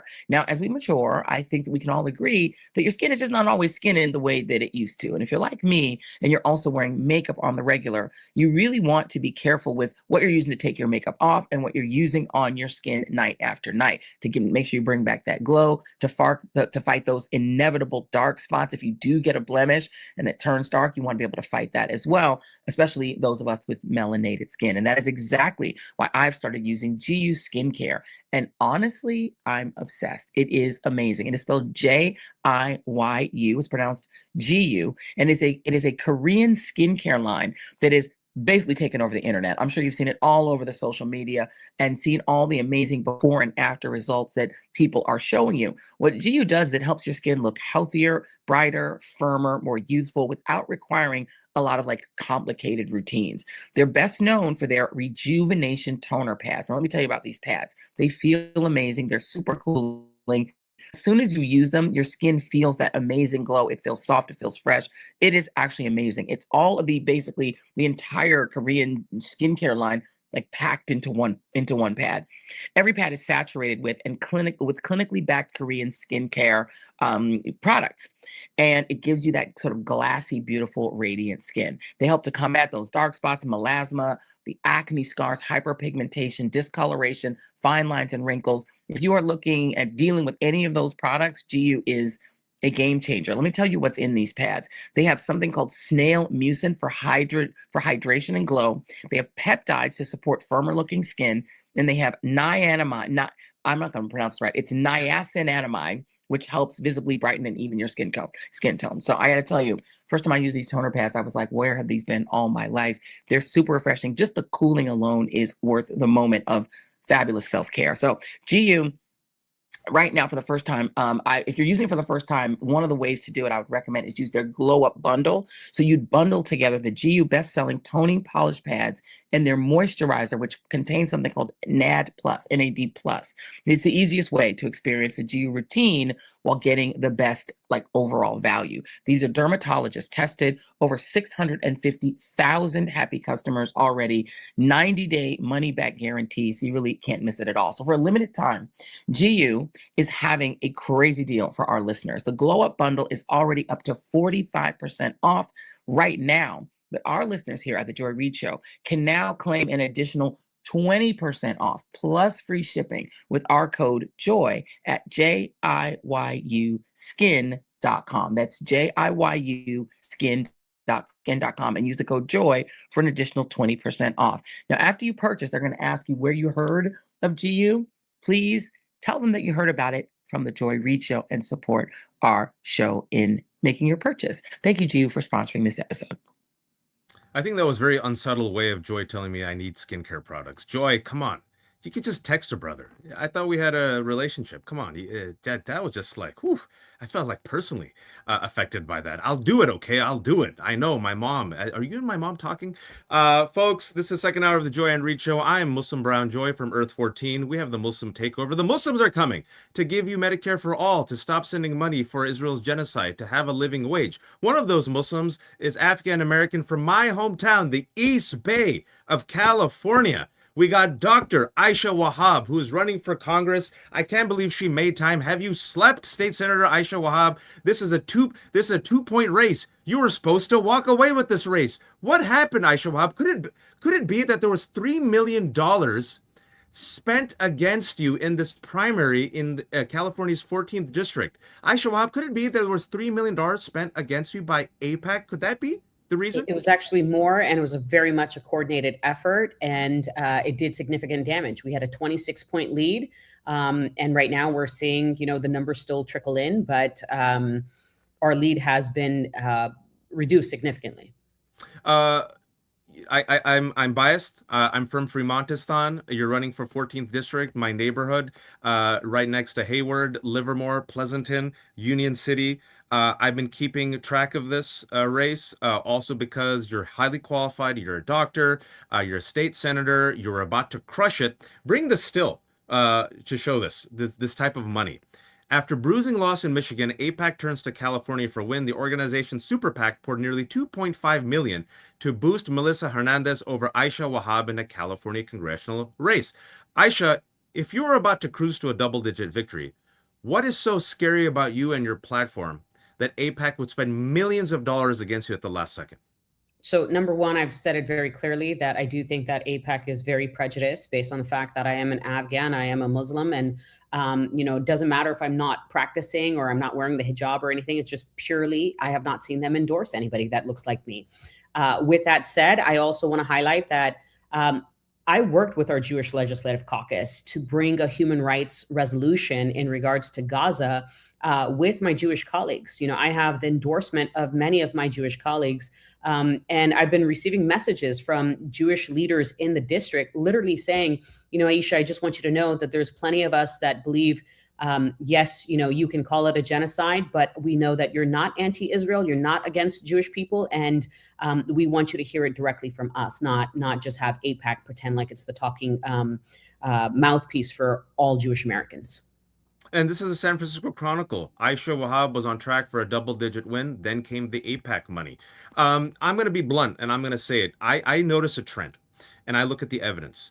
The trend says that any candidate, regardless if they're Muslim or Arab or not, if they stand on these two issues, if they oppose Israel's genocide and they want a resetting of U.S. aid to Israel, or they go against billionaires and PACs, the entire wrath of the establishment, whether it's the Republicans, corporate media, even some Democrats, comes against them. It happened against Mamdani, Platner, Milad Kiros, Daria Liza, and now it's happening against you. Would you agree with this assessment? Pretty much.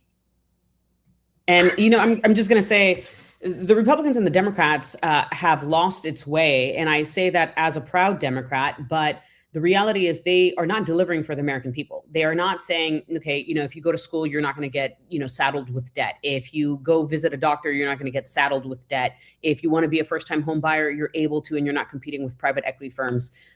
We see this time and time and time again.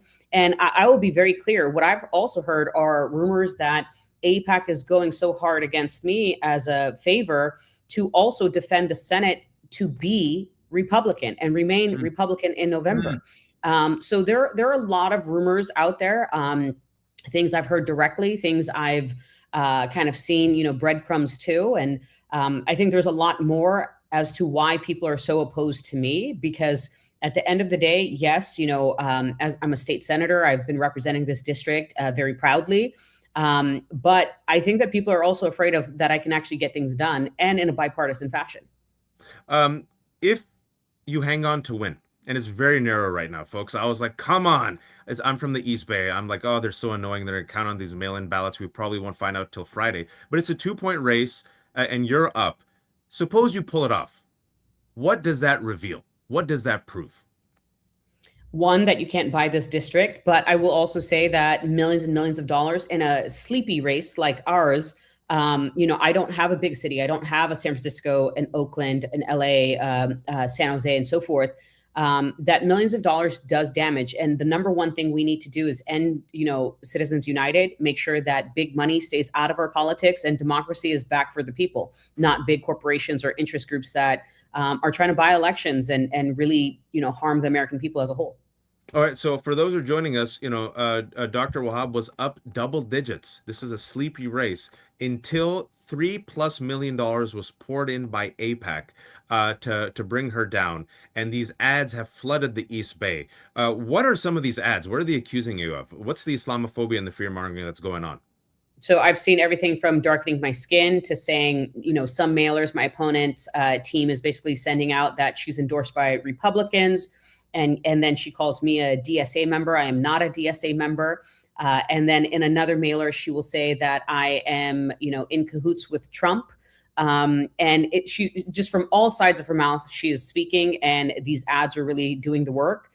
Let alone they're saying that I have harmed minors in human trafficking and solicitation, when the reality is that I'm a co-author to increase and push for felonies when you are soliciting and trafficking a child. So as a former foster youth, I would never put a child in harm's way. And at the same time, I'm a victim of a cold case. My father was murdered in New York, right? And so I want to prioritize victims first. And most of my bills are about prioritizing the most vulnerable community member. And in the 3 million, this hideous, heinous attacks that are against you, how much do you have in your war chest? You must have 3 million. No, this is a grassroots campaign. We have folks donating $10, $1, $3, $25, some that can max out, but that's very few and far in between. And it's really sad that this is the state of our democracy. My opponent, just for flagging for you, she has voted against the pride flag. She has taken donations from Trump donors and, the whole nine. She has opposed sanctuary status. She has endorsed Republicans. She has supported the efforts of ICE and has not called for the abolishment of ICE. And this is the person that some Congress members call a solid Dem. And so that's who they want. They want a puppet. They don't actually want somebody with an independent voice that is going to be working for their district and their people. That's Melissa Hernandez that you're talking about. And it's remarkable to me. Someone said, oh, you're not DSA, but you're still progressive. Yeah, I think anybody in the Bay Area is going to be progressive. It's one of the most diverse communities out there. There's not a lot of racism and bigotry and, ignorance there.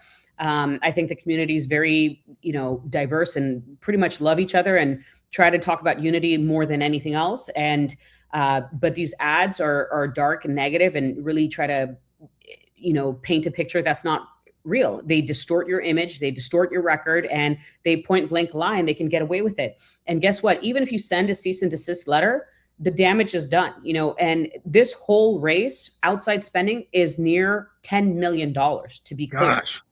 Whereas the San Francisco race, where, there's a replacement for potentially Congressmember Pelosi, that's touching at $3 million. Take a look at how much money they put in this race, right? And they have passed through accounts, whether it's Bold PAC, whether it's United Democracy Project, and these fake PACs that are, fronts to just really highlight, what is the interest area. So they're silencing a lot of young people, I will say that. The reason why I mentioned that is we had Hasan Piker on, we had Mehdi on, and I'm warning Democrats that when you parrot and repeat right-wing talking points, when you marginalize and smear Democratic socialists, the right wing won't allow you to moderate. They won't welcome you. Oh no. Then they'll use that framing that you helped amplify to take out progressives who aren't Democratic socialists, like Abdul El-Sayed, who's progressive but not a Democratic socialist. Ro Khanna, who's not a Democratic socialist, right? They even called David Jolly, folks. Fox News called David Jolly of Florida, a former Republican moderate, a radical leftist, all right? So maybe just don't amplify their talking points. And the last question I want to ask you, Dr. Wahab, before I let you go, is for those Democrats who continue to take money from AIPAC, and I'm going to bring some receipts, They're spending more than $3 million against you. They spent $3 million against progressive Matt Little, who won in Minnesota. They spent millions of dollars against Mamdani. They spent 35 to 40 million of the $63 million against Abdul El-Sayed. They spent $19 million in Chicago. They have taken money from right-wing billionaires and also supported violent insurrectionists of the Republican Party. On this show, when I was co-hosting several months ago, I asked Democratic leader Hakeem Jeffries, with all of this, why do you still take money from AIPAC? And he said, I will continue taking money from who I want to take money from. After everything, it's literally what you're going through right now, how can any Democrat justify taking money from AIPAC, Dr. Wahab? So the Democratic Party has an issue where they're ignoring voices like ours. You know, that median age in the United States is actually 39 years old. And the Democratic Party is led by people who are not in touch with reality, let alone in these districts. They are actually in the negative. If you take a look at the DNC, they are bleeding money. They are in the negative. And they have not figured out a good message. You know, both the Republicans and the Democrats, they love to point the fingers at each other and blame everything, you know, for Trump doing this or that. And, you know, all of those things can be true. But at the end of the day, what vision have you given to the American people? Do we have an economic bill of rights? Do we have an access to a secure future where if we are working, we can afford a home, where we are not literally pinching pennies to buy groceries and pay our utility bills? The Democratic Party has not delivered, nor has the Republican Party. And I want to be very clear that both parties have, you know, created such a distaste in young people's minds that they feel that both parties need a lot of work. I got Rula Jebreal waiting. I kept you longer. I wish I had a little bit more time. Real quick, 20 seconds that we have. Shamelessly promote yourself, doctor. Please go to www.aishawahab.com. Please donate. That's the number one thing. I do support Medicare for all. I do support housing as a human right. I do want to really tackle our international relations and diplomacy efforts. And again, I will be working for the American people. It's a close race. We'll find out Friday. Best of love. Thank you so much for coming. Folks, that's Dr. Wahab. A 2-point race. She was supposed to steamroll her opponent until millions of dollars came from AIPAC. Voila, here it is. Why the hell does the Democratic Party still keep taking money from AIPAC that supports a genocidal regime that is committing a genocide and illegally occupying Palestinians? Well, I have the perfect guest to answer that question, Palestinian journalist, scholar, and author Rula Jebreal. Rula, thank you so much for waiting. I appreciate you taking the time. I know we got Hasan and we had Aisha. I'm a bit late, but thank you for being patient with me. I am so happy to listen to Dr. Aisha, and I'm so proud of these amazing Muslim guests you had. America could not be America without, honestly, its Muslim population, its Muslim talents, its Muslim doctors, its Muslim politicians. I mean, Waj, I will never forget this African-American woman who had a hard time. She had a baby, and she called, I think, multiple churches asking for help, for formula, and none of them answered. She happened to be Christian, and she called the mosque. Not only they sent her the formula, they told her, stay where you are, don't take a cab, tell us where you are, and they brought the baby formula to her. This is the Islam that you and I grew up in. This is the charitable, decent, humanistic Islam we grew up in. And as we see these races in America, we're watching the weaponization of Islamophobia, the disgusting lies and propaganda that been, you know, used to scare Americans against Muslims and basically to divide us. This is the only way they can win, divide and rule. And you know, Islamophobia has always been launched on the backs of Palestinians. Yes. And you know, a year and a half ago that they went after pro-Palestinian activists, Mahmoud Khalil and others, and Democrats for the large part kept silent. Let's be honest about it. And you know that many Democrats asked Mamdani to denounce pro-Palestinian chants he had never used. And we are told to this day, we still got to give money to Israel. We got to give funding to Israel, even though you've seen the polls and I've seen the polls that a majority of Americans now, not just Democrats, folks, a majority of Americans oppose Israel, what Israel's doing. They call it a genocide. But I want you to see this video from Chuck Schumer, and this is from this year, February 2026. Everyone, listen to this. E4. You know, E4, Wanji.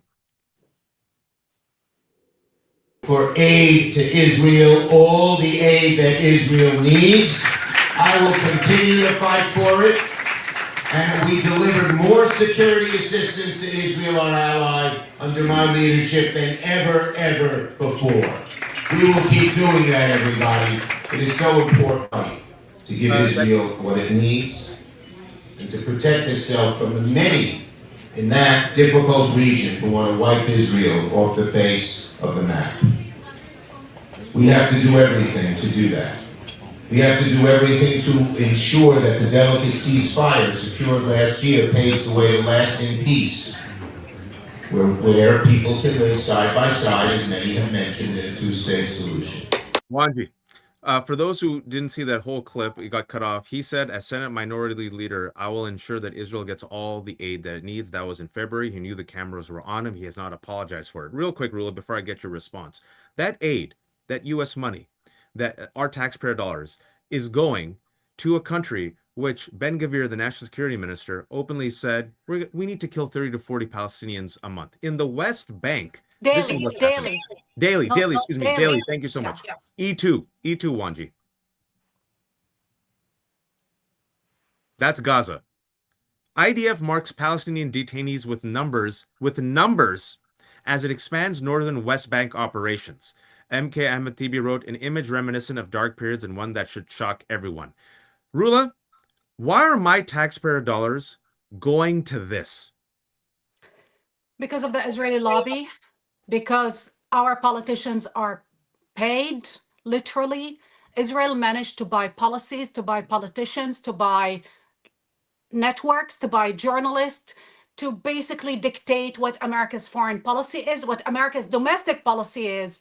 They're criminalizing, literally destroying the First Amendment, free speech in this country, just to shield this genocidal country from criticism. Just to be clear, Chuck Schumer said something a couple of years back where he said there will never will be peace in the Middle East because Palestinians don't believe in the Torah. I mean, we're supposed to live in a country where there's a separation of state and church or synagogue or mosque, you know, and Chuck Schumer is the guy that is standing before Americans in a moment where they are struggling, literally struggling financially at the gas pump. They cannot afford to buy food. They cannot afford to send their children to schools or to buy a decent home, just to send billions of dollars so Ben-Gvir and Smotrich and Netanyahu can ethnically cleanse Palestinians, so millions of Palestinians can be annihilated. Chuck Schumer is a disgrace. He is disgusting. Just to be clear, he is a failed politician that led to the destruction, literally, of America's democracy. Israel doesn't need aid and doesn't deserve aid. Just to be clear, they don't need it because they want the aid to secure and protect their military occupation, military dictatorship, so millions of Palestinians can live under the boot. This is what Ben-Gvir represent. This is what Smotrich represent. This is what Netanyahu's government. This is what the overwhelming majority of Israelis want. 80% want ethnic cleansing. So when Chuck Schumer talk about Israel and what Israel wants, he is on the side of Netanyahu and Ben-Gvir and Smotrich. And without that military aid, you know what would happen? Military aid actually is an incentive to Israel to continue committing war crimes against humanity, genocide and ethnic cleansing, and blow up the entirety of the Middle East. Watch, in a couple of months, there will be an election in Israel, exactly like there will be an election in America. Every Israeli minister and candidate, you know what they want? They're campaigning not on peace, not on two-state solution, not on ending the genocide or the ethnic cleansing, but on war in Syria, on bombing Qatar, on bombing Turkey, basically war against Turkey, war against Syria, wars against Iran, wars against Lebanon. I mean, this country lost its brain. There are maniacs, genocidal maniacs that want to blow up the entirety of the Middle East so they can be the only hegemon power in the region. And this is what Chuck Schumer stands for.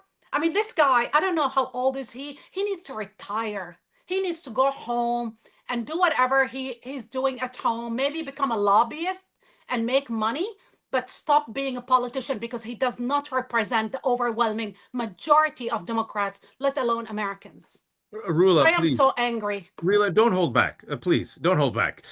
No, you have every right to be angry, and I want people to listen to the bars you just dropped and have righteous rage. I quoted Rage Against the Machine on Monday. I'm going to quote him again. Anger is a gift. If you look at that photo and you're not pissed off, what's wrong with you? Pinch yourself to see if you're alive. If you hear Ben Gvir, the national security minister, openly saying we have to kill 30 or 40 Palestinians in Gaza a day, and that does not fill you with sadness and rage, pinch yourself to check to see if you're spiritually dead or alive.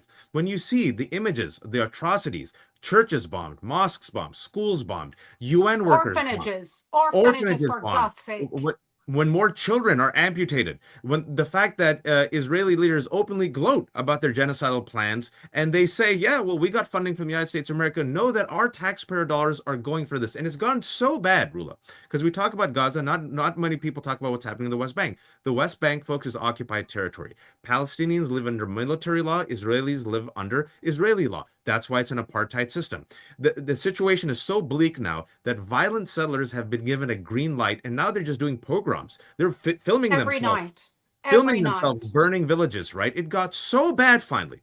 And now I know it got so bad because we got this from Hakeem Jeffries. Show me E3. The ongoing siege of Palestinian homes in the West Bank by violent law-breaking settlers is unacceptable. Enough. The Trump administration... words, I don't need his words. I need sanctions. I need to boycott selling and sending weapons. Words, I mean, my grandmother can continue to speak, and she's entitled to her opinion. Hakeem Jeffrey is a leader of a party. He can go and actually whip the votes and get Israel to be sanctioned. Get to comply with the Leahy law. Basically, stop military aid. You know what upsets me the most, Waj? I recently read this report that the Democratic Party knew from internal polls that they are going to lose the election in 2024, and yet they obeyed their donors. Kamala Harris knew, Biden knew. They decided to sacrifice democracy at the altar of defending Israel. And guess what? Netanyahu turned around and they spit in their faces, literally spit in their faces. Until when? How long do we need to wait to see American infrastructure crumbling, American society being driven to poverty? How long do we need to wait? For what? So Israel can bomb more children and orphanages and churches and mosques and occupy and steal more land. Look, my family live in the West Bank. Every night they send me pictures literally of disgusting settlers who are Nazis, who are harassing them. We have reports from Israeli papers. They're sexually harassing children so they can basically kick out Palestinians off their lands. They stop farmers, they ban farmers, they torture farmers, they burn homes every night. And what Netanyahu is doing, he demands more basically money, more security commitment, and now he wants to merge. And now he wants to merge the Israeli genocidal army with an American army. You know why? Because they understand the trends. They understand that future politicians, they want a divorce from Israel. Enough is enough. But to prevent that, they want to embed it so badly and entrench it so deeply so there's no scrutiny. There's no surveillance and there's no scrutiny. So basically it's telling the Americans, we could not care less what you want. We don't care who you vote for. We will get your money by any means. And I believe we need to talk about why people in Congress, especially on the Republican side, are still hiding the Jeffrey Epstein issues. I mean, I believe at a certain point, some people are blackmailed. I don't think Chuck Schumer is blackmailed. I think he's an idiot. And he is totally a Zionist. And he doesn't believe in equal human rights for all people, especially for Palestinians. But I believe some people in Congress and in politics, and especially those donors who are giving money to Trump, are all basically either blackmail or basically they are Sionim, what we call in Israel Sionim. They are free agents for Israel. The country that committed the most amount of acts of espionage against its America in 2025 was Israel. Yes, and not China. Despite us knowing that, there are many elected officials who want to support National Defense Authorization Act Section 219 that seeks a permanent merger a marriage between Israeli and U.S. military. I'm not making that up. We don't have time, but go check out NDA 219. Rula, Rashida Tlaib, another Palestinian woman, is backstage eagerly listening to you. I have you for one more minute. Hakeem Jeffries said enough in that tweet. I asked Hakeem Jeffries on this show when I was co-hosting with Joy Reid. AIPAC has spent so much money against Democrats. AIPAC has taken right-wing billionaire money to attack Democrats. You've accepted this money from these people who are also supporting violent insurrectionists, right? The people of January 6th. Your message to Democrats who continue to take money from AIPAC with 1 minute left. Shame on you. I just want to remind everybody that that money is being sent to kill people, to starve children, to rape Palestinian prisoners, detainees. I also remember that, and I love Rashida Tlaib, and I remember that she was the only woman being censored for basically a sentence that we all use and things that she didn't even say. And then we have Rand Fine, who is a genocidal maniac sitting in Congress, and basically every day he tweets something that either genocidal or supporting genocide or blatantly Islamophobic and racist. And I never heard anything from any of these leaders who are like, oh, we need to defend him against anti-Semitism.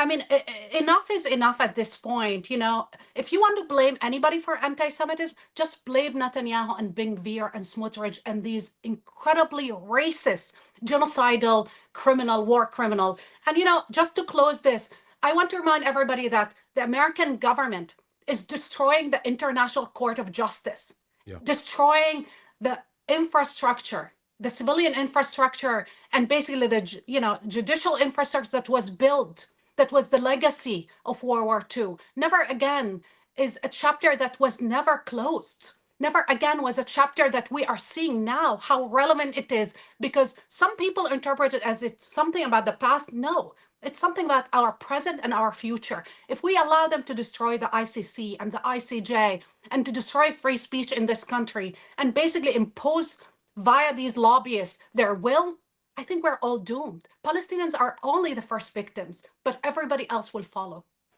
You're telling me we have money to fund Israel's genocide, but we're the only industrialized country on earth that does not guarantee paid paternal leave. That's an injustice and that's a sin.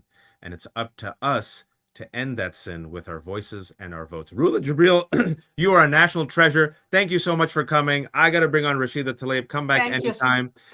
Folks, we have Congresswoman Rashida Tlaib, the first Palestinian-American Congresswoman. She represents the great state of Michigan, the state's 12th congressional district. She's been represented since 2023. Rashida Tlaib, welcome. We got two Palestinians back to back. I don't know what's going to happen. We had Mehdi Hasan, we had Hasan Piker, we had Wahab, and then we had two Palestinians. Do you think the world can take it? Do you think the democratic establishment can take it? Everyone will be liberated. Yeah, hummus for everyone. We're here to make your life delicious, folks. But in all seriousness, there's some terrible things happening in Michigan, and I want to play a video and get your responses, because I don't think people are noticing what's happening in Michigan. Just play the video real quick, Wanji, F2.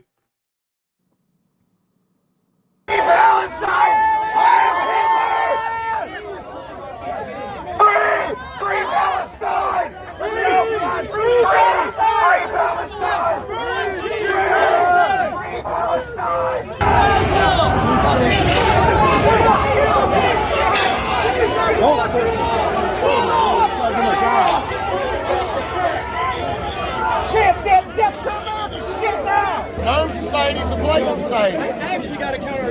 I'm so pro 2A, I think every country should have a nuke.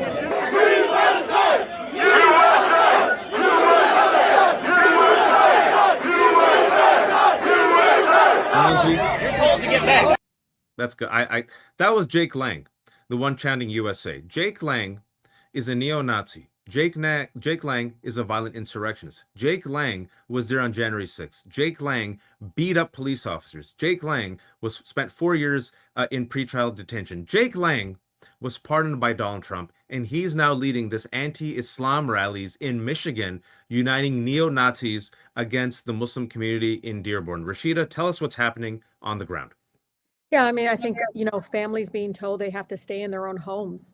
and not leave their homes. I had a mother call me and ask, is it okay if I can leave today? Are they gone? And it's, horrifying that one of the largest cities in the country, the city of Dearborn, is, a vibrant, beautiful community, home to Ford Motor Company's headquarters.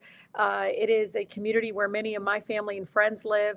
I've been representing the city of Dearborn for 4 years. I can tell you they have some of the most active Rotary clubs, veterans groups, and it is, just an incredible place. And yes, it has a huge number of Muslim neighbors and have continued to be a target for folks that are being paid by, I think, Trump donors and others that want to see our country divided and fuel hate and fear mongering among, communities like ours. It was sad. People shouldn't live in fear in their own neighborhoods, in their own communities. And it's sad. It's sad to see, a pastor in Detroit spew out Trump rhetoric, hateful rhetoric, again, to divide our communities. This is exactly why they're there. And again, everyone keeps asking me who's paying them. And to bring it back full circle, folks, just to show you how bigots aren't nuanced. The first hate crime after 9/11 was against Balbir Sodhi Singh, a Sikh Indian gas station owner with a turban and a beard in Mesa, Arizona. A white supremacist killed that man because he wanted to get revenge for the 19 foreign hijackers who brought down the two towers. We've seen Arab Christians being beat up. We've seen Indians being beat up, innocent people being beat up. And so now they're descending, because we have to just unpack the logic here, which has been fanned, the anti-Palestinian, anti-Arab Islamophobia that has been just casually unchecked, Rashida. They're descending upon Dearborn, Michigan, the home of many Arab Americans born and raised in this country. Not all of them are Muslims, a lot of Arab Christians, because they believe these Arab Americans born and raised in America are somehow implementing Sharia law and a threat to America. Make it make sense, Rashida. No, that's not what they believe. They're just here to spew out. I mean, everybody thinks Jake is some sort of amazing, Christian spewing out Jesus, yet we know for a fact. No, we know for a fact he, was targeting children for sex and soliciting folks for sex. We know that he goes to strip clubs here in Michigan after he does these awful things. I mean, he's got to come back for a drug charge that he has right now pending against him. And so I think people need to understand this is just for political division. This is to divide. When Abdul al-Sayed won, we were all very, very happy, incredibly supportive. So many of us in movement, not just people of Muslim faith, but people in movement who have been trying to get a U.S. senator out of Michigan to support Medicare for all. I mean, we birthed single payer here by Congressman John Conyers, UAW headquarters here. We've been pushing for Medicare for all. And we finally have a Democratic primary nominee going to the November ballot that is supporting Medicare for all. It is popular, not only among Democrats, but Michiganders of all different political backgrounds. When he says Medicare for all and money out of politics, it is bringing Michiganders together, saying about time. And what can they do other than target a whole faith? Make people believe that somehow his faith is harming neighbors and spewing out this kind of, rhetoric from Jake Lang, who doesn't just come to Dearborn, but comes throughout other communities, again, to spew out hate. Also New York against Mamdani.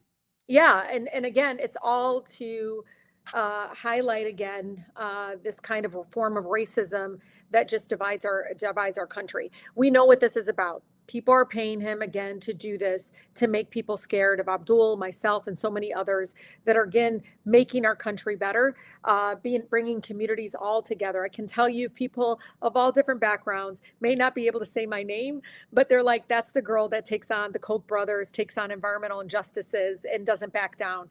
She's going to stand up against data centers coming in our backyard and so forth. But that's the thing. We are supporting an agenda that I think Michigan families all support. Yet what they can do is come here and terrorize a family. But I got to tell you, Waj, the human impact is real. Yeah, of course. It is. No, it is real.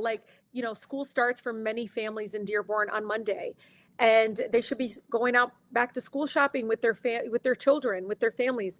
Yet they had to stay home because of the fear. Waj, I got a call from my sister who said a friend of hers was at a CVS at the pharmacy, and she came out and there was a guy with the AR-15 walking around saying, "Go back to where you came from."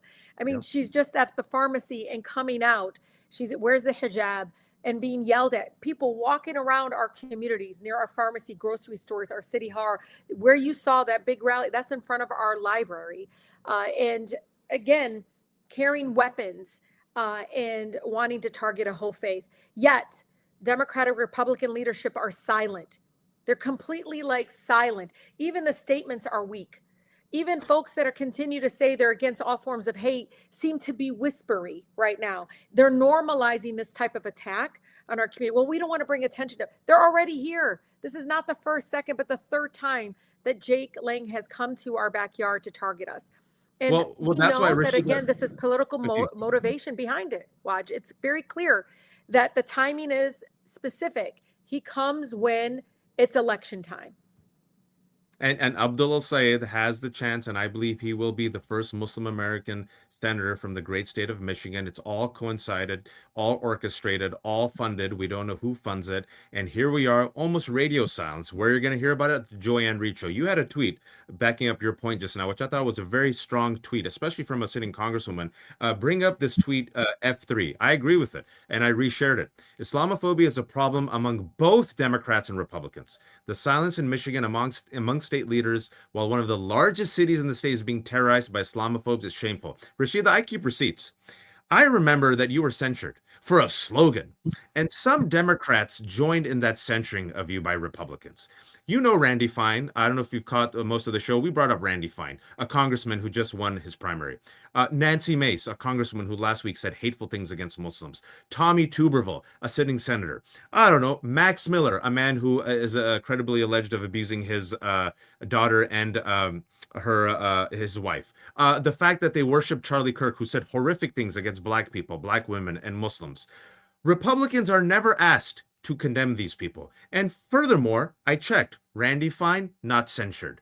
Tommy Tuberville, not censured. Nancy Mace, not censured. And Democrats say, well, we're in the minority. We can't do anything. You said Republicans and Democrats. We know about Republicans being hate mongers. Why'd you say Democrats? Well, because I think there's a lot of Democrats that remain silent. You will not see a resolution on the floor pushing back against this form of anti-Muslim hate.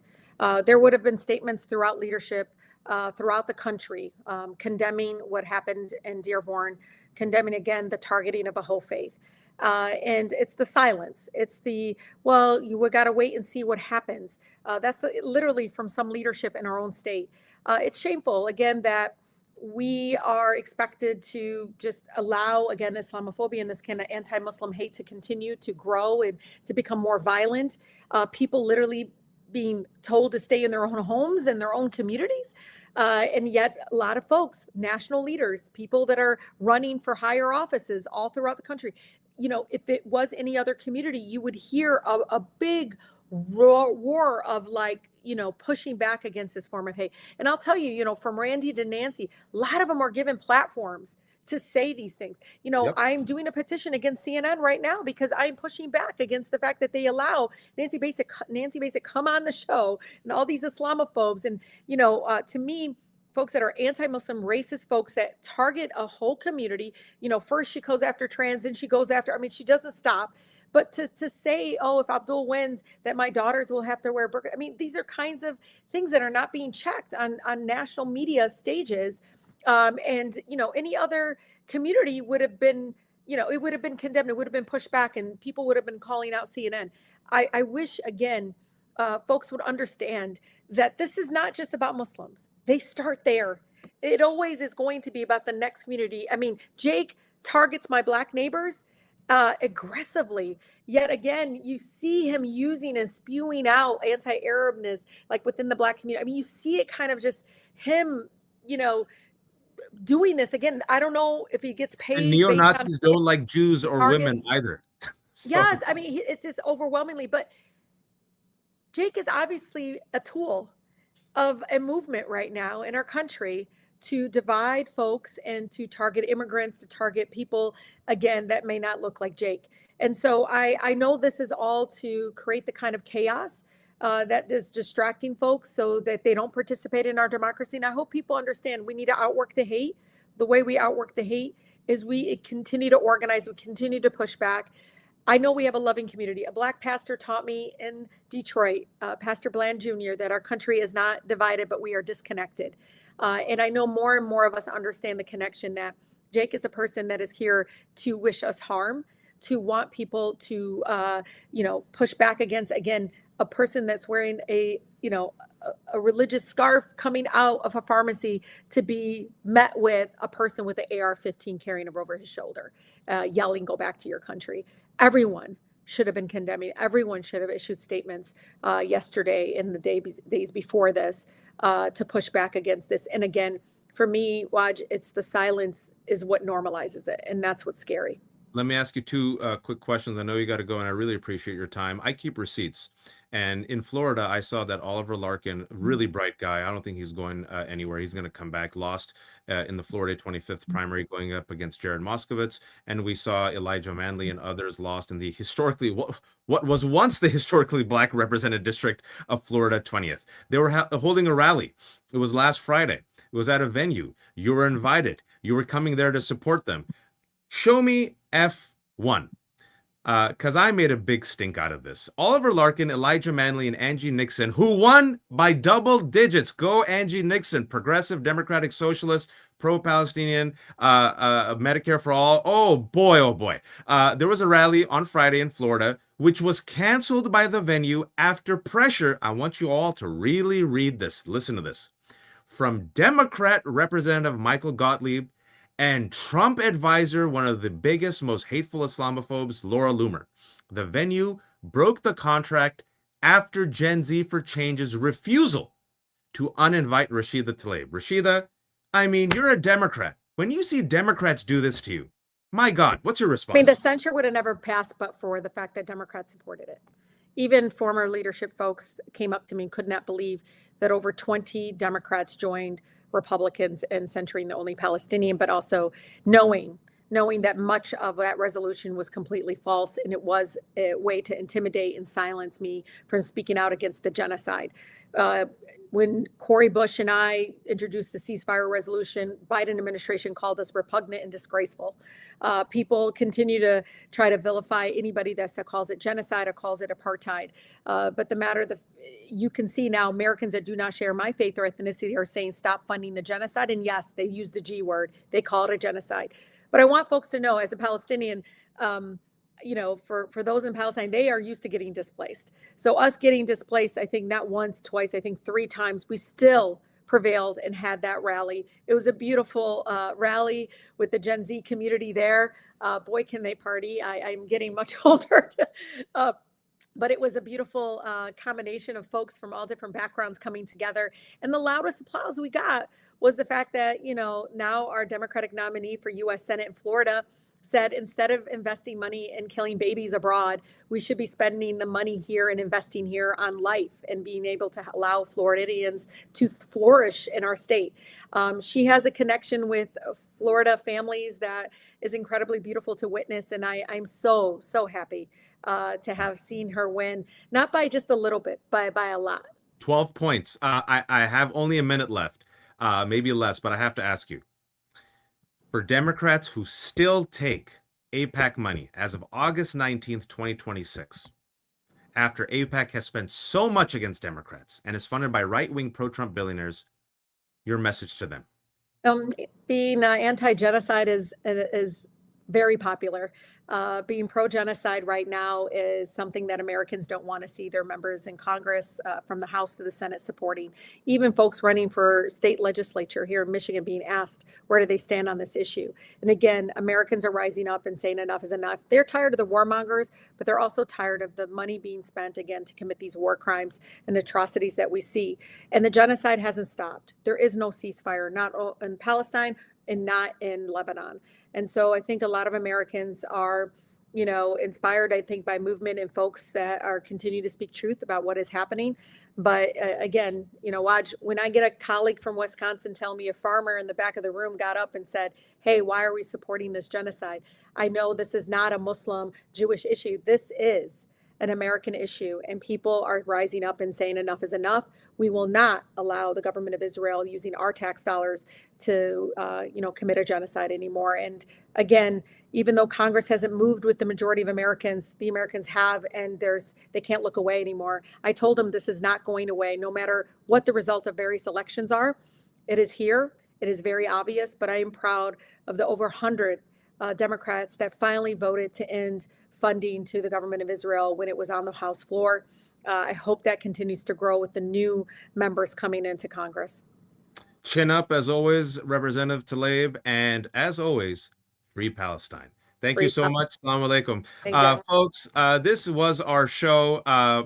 Before we give you some good news, just to put a pin on this, CNN released today that the Israeli military acknowledged that they fired on a car carrying 5-year-old Hind Rajab in Gaza after earlier denials as it opens a criminal probe into the January 2024 killing. There was a sobering movie made about this, The Voices of Hind Rajab, that uses her actual phone call in the movie.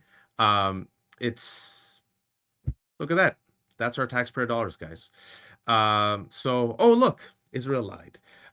Folks, I told you today was going to be spicy. Give me the gong, Wanji.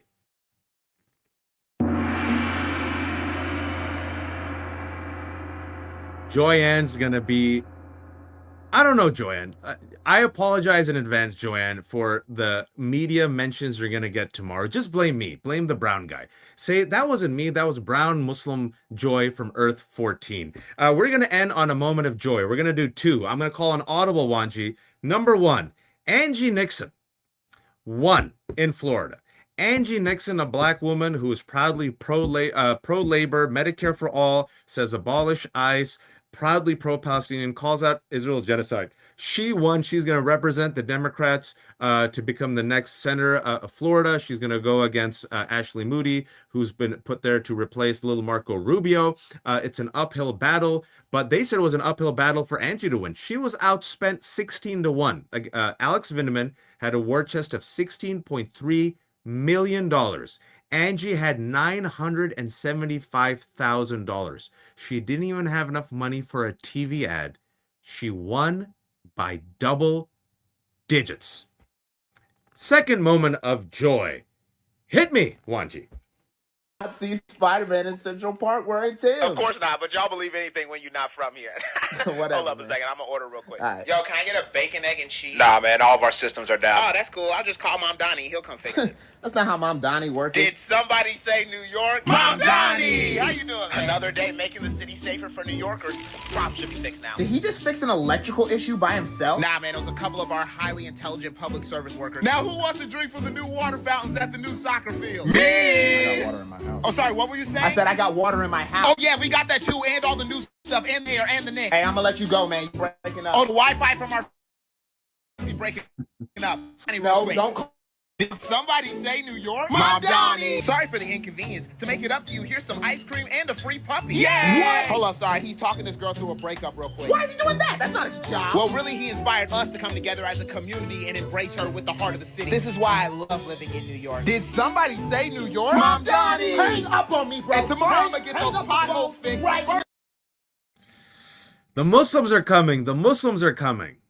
The Muslims have always been here, and many of them are making your life delicious. Thank you all for joining us for another episode of Joy Reid Show. I am Wajahat Ali. I'm subbing in for Joy. It's big heels to fill. I know I ain't Joy. I'm just doing my best. She's on a workcation, folks. Let her go. Let her relax. Let her breathe. She's got to work and do the vacation together. But she'll be back on Monday. We'll be back, inshallah, on Friday. We have a banger of a show to end the week with. If you're watching on the YouTubes, please, oh please, subscribe. Check that notification button. Click it, rather. Give those what do you call those tips if you can. We got to pay Wanji. I've been working her overtime. My God, she's exhausted. I think she just passed out. Wanji, if you haven't passed out, give me another gong. She's still with me. If you're watching on Subscribe, please subscribe. If you're listening on podcasts, Apple or Spotify, please subscribe. We're like Blanche Dubois without the hysterical mania. We depend on the kindness of strangers and the readers. Thank you for this wonderful community. We'll see you all on Friday, inshallah. Getting back to the basics, grassroots level. Let me dig a little deeper with the shovel. Plenty can't tell the forest from the trees, and I'm hard to detect, like a black hole in the dark. Injustice anywhere, it's a threat to justice everywhere. Let me make this clear, I got a bone to pick, and I'll never fear the threat of poverty. They don't want to talk about it, they rather party, so I'm a real talk about it, for sure.